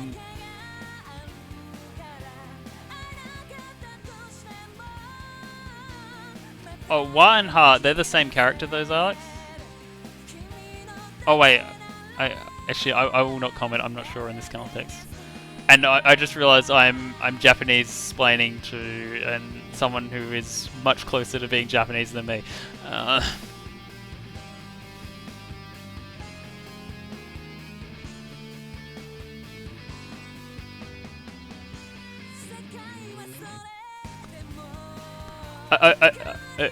feel like I am the least qualified to do anything Japanese in this place, even though I learned it for all of my schooling. Everyone here knows their Japanese better than me, probably.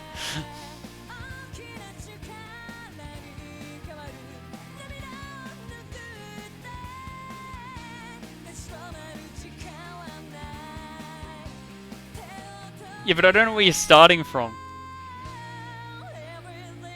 Sakawa Soradama. Let's see, I've forgotten how many syllables there are, so I can't do it. Gordon and Alphard sat in the back seat as the car sped along the highway. Here. Gordon tossed the handcuff key to the seat beside him. What happened down to the scramble?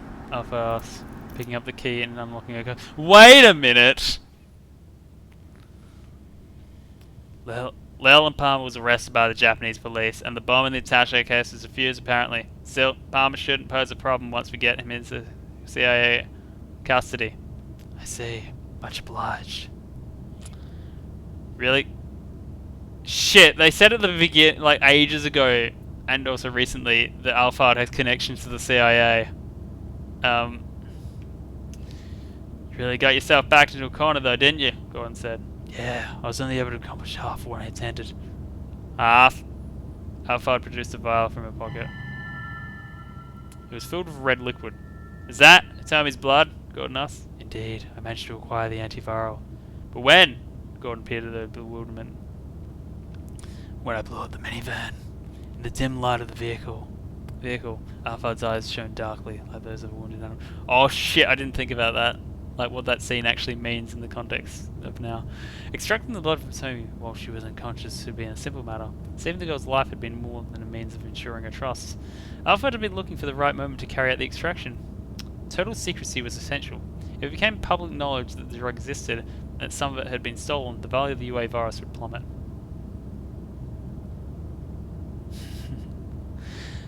Our primary objective here was to destroy that research facility. Still, getting our hands on the antiviral is better than nothing. Well done as always, Alphard. Gordon's hard expression softened, but Alphard was in no mood to return a smile. If Maria Osawa had remained inside the facility, her plan would have succeeded. Everything else up to that point had gone off without a hitch. The one thing Alphard hadn't anticipated was Maria bringing the bomb in outside. She had injected Maria with a knockout drug back at the end of electronics that should have kept her from moving around for a while, even after she regained consciousness, and in any case, she wouldn't have expected the girl to just march in the midst of an armed standoff. She'd been certain that Maria would never leave the lab. She had misjudged how strong the girl's feelings with Kanan were. Maria's body had been put into a state of torpor. There were a bunch of people pointing guns at each other, and still she had been undeterred. Alphard's plan had hinged on Maria's relationship with Kanan, and ironically, that same relationship had made the plan fall apart. It was true she'd accomplished half of her goals, but Alphard still couldn't shake her sense of failure. She softly bit her lip as she gazed out through the car window.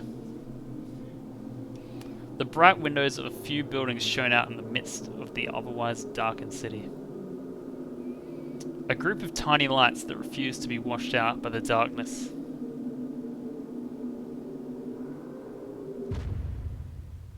The end. Fiend.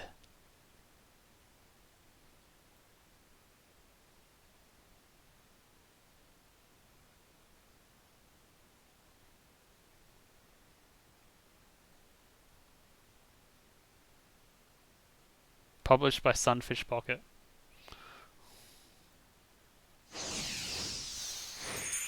Ooh, that's a different screen.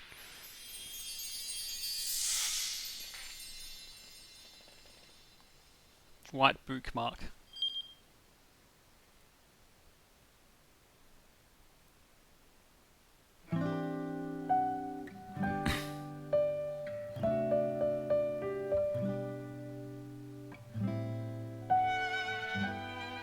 Is that... Wait, you'll find a match soon. I want to be a strong person. Oh, sorry, should I really look away? I don't know if you're taking or not.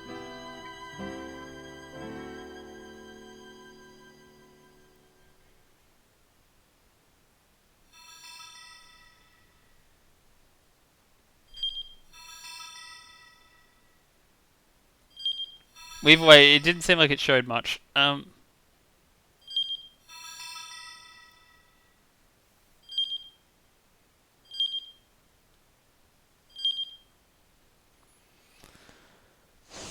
Alright then, so what is all this bonus content?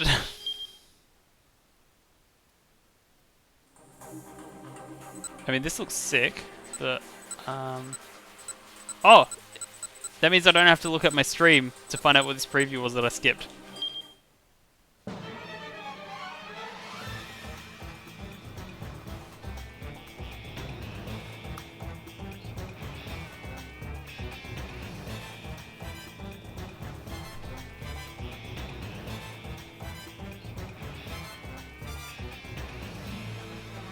That wasn't as spoilery as I thought it was going to be honest.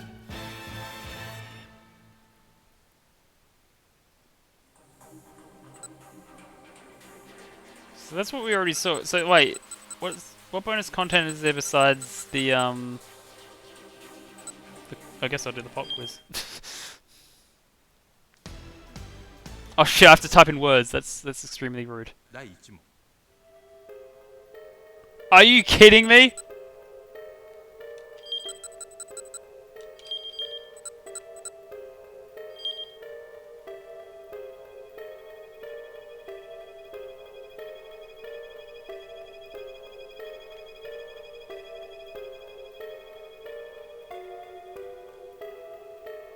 Is it? It's not letting me do anything. Is it going to say I'm wrong? Oh. Are you...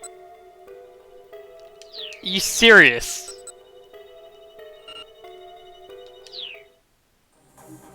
That is not how you'd construct a pop quiz.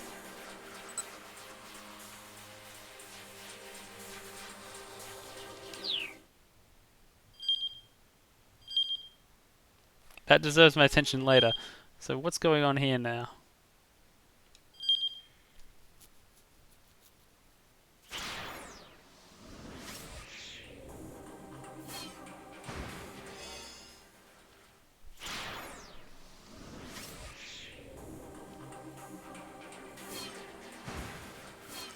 I'm guessing that's Alpha.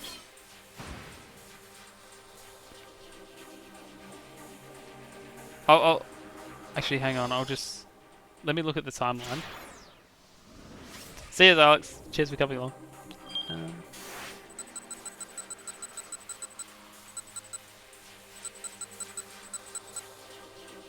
I mean, let's be honest. I'm going to achievement haul this game at some point, so I'll find out then.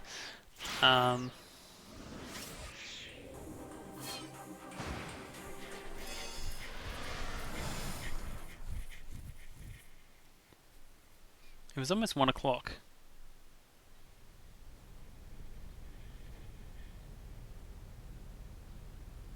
Oh, is this?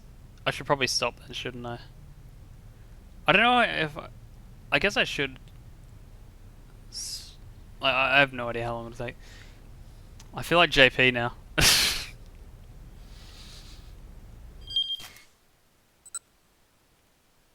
Also, let me just check. It because it's. Oh, mate. So 79.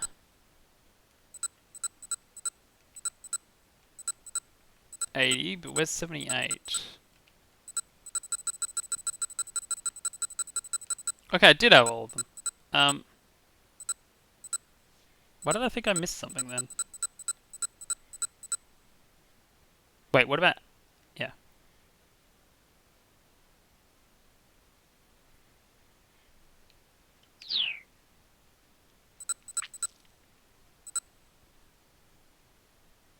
So yeah, I have no idea what the next 428 stream will entail, but we'll definitely do it. And maybe before I do that, I'll find out how big the OA virus was.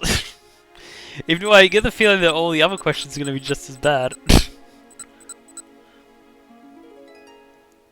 But yeah, like, aside from that, I mean, obviously there's more, but like, for the most part, like, this game ruled. I'm glad I played it. Maybe I'll stream it tomorrow night. I'm not sure. Actually, no, tomorrow night's probably not good.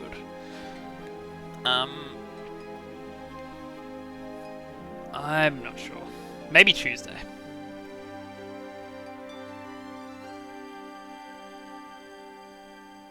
Oh, I know. I'm pretty sure it mentions it like right near the start of Osawa's story.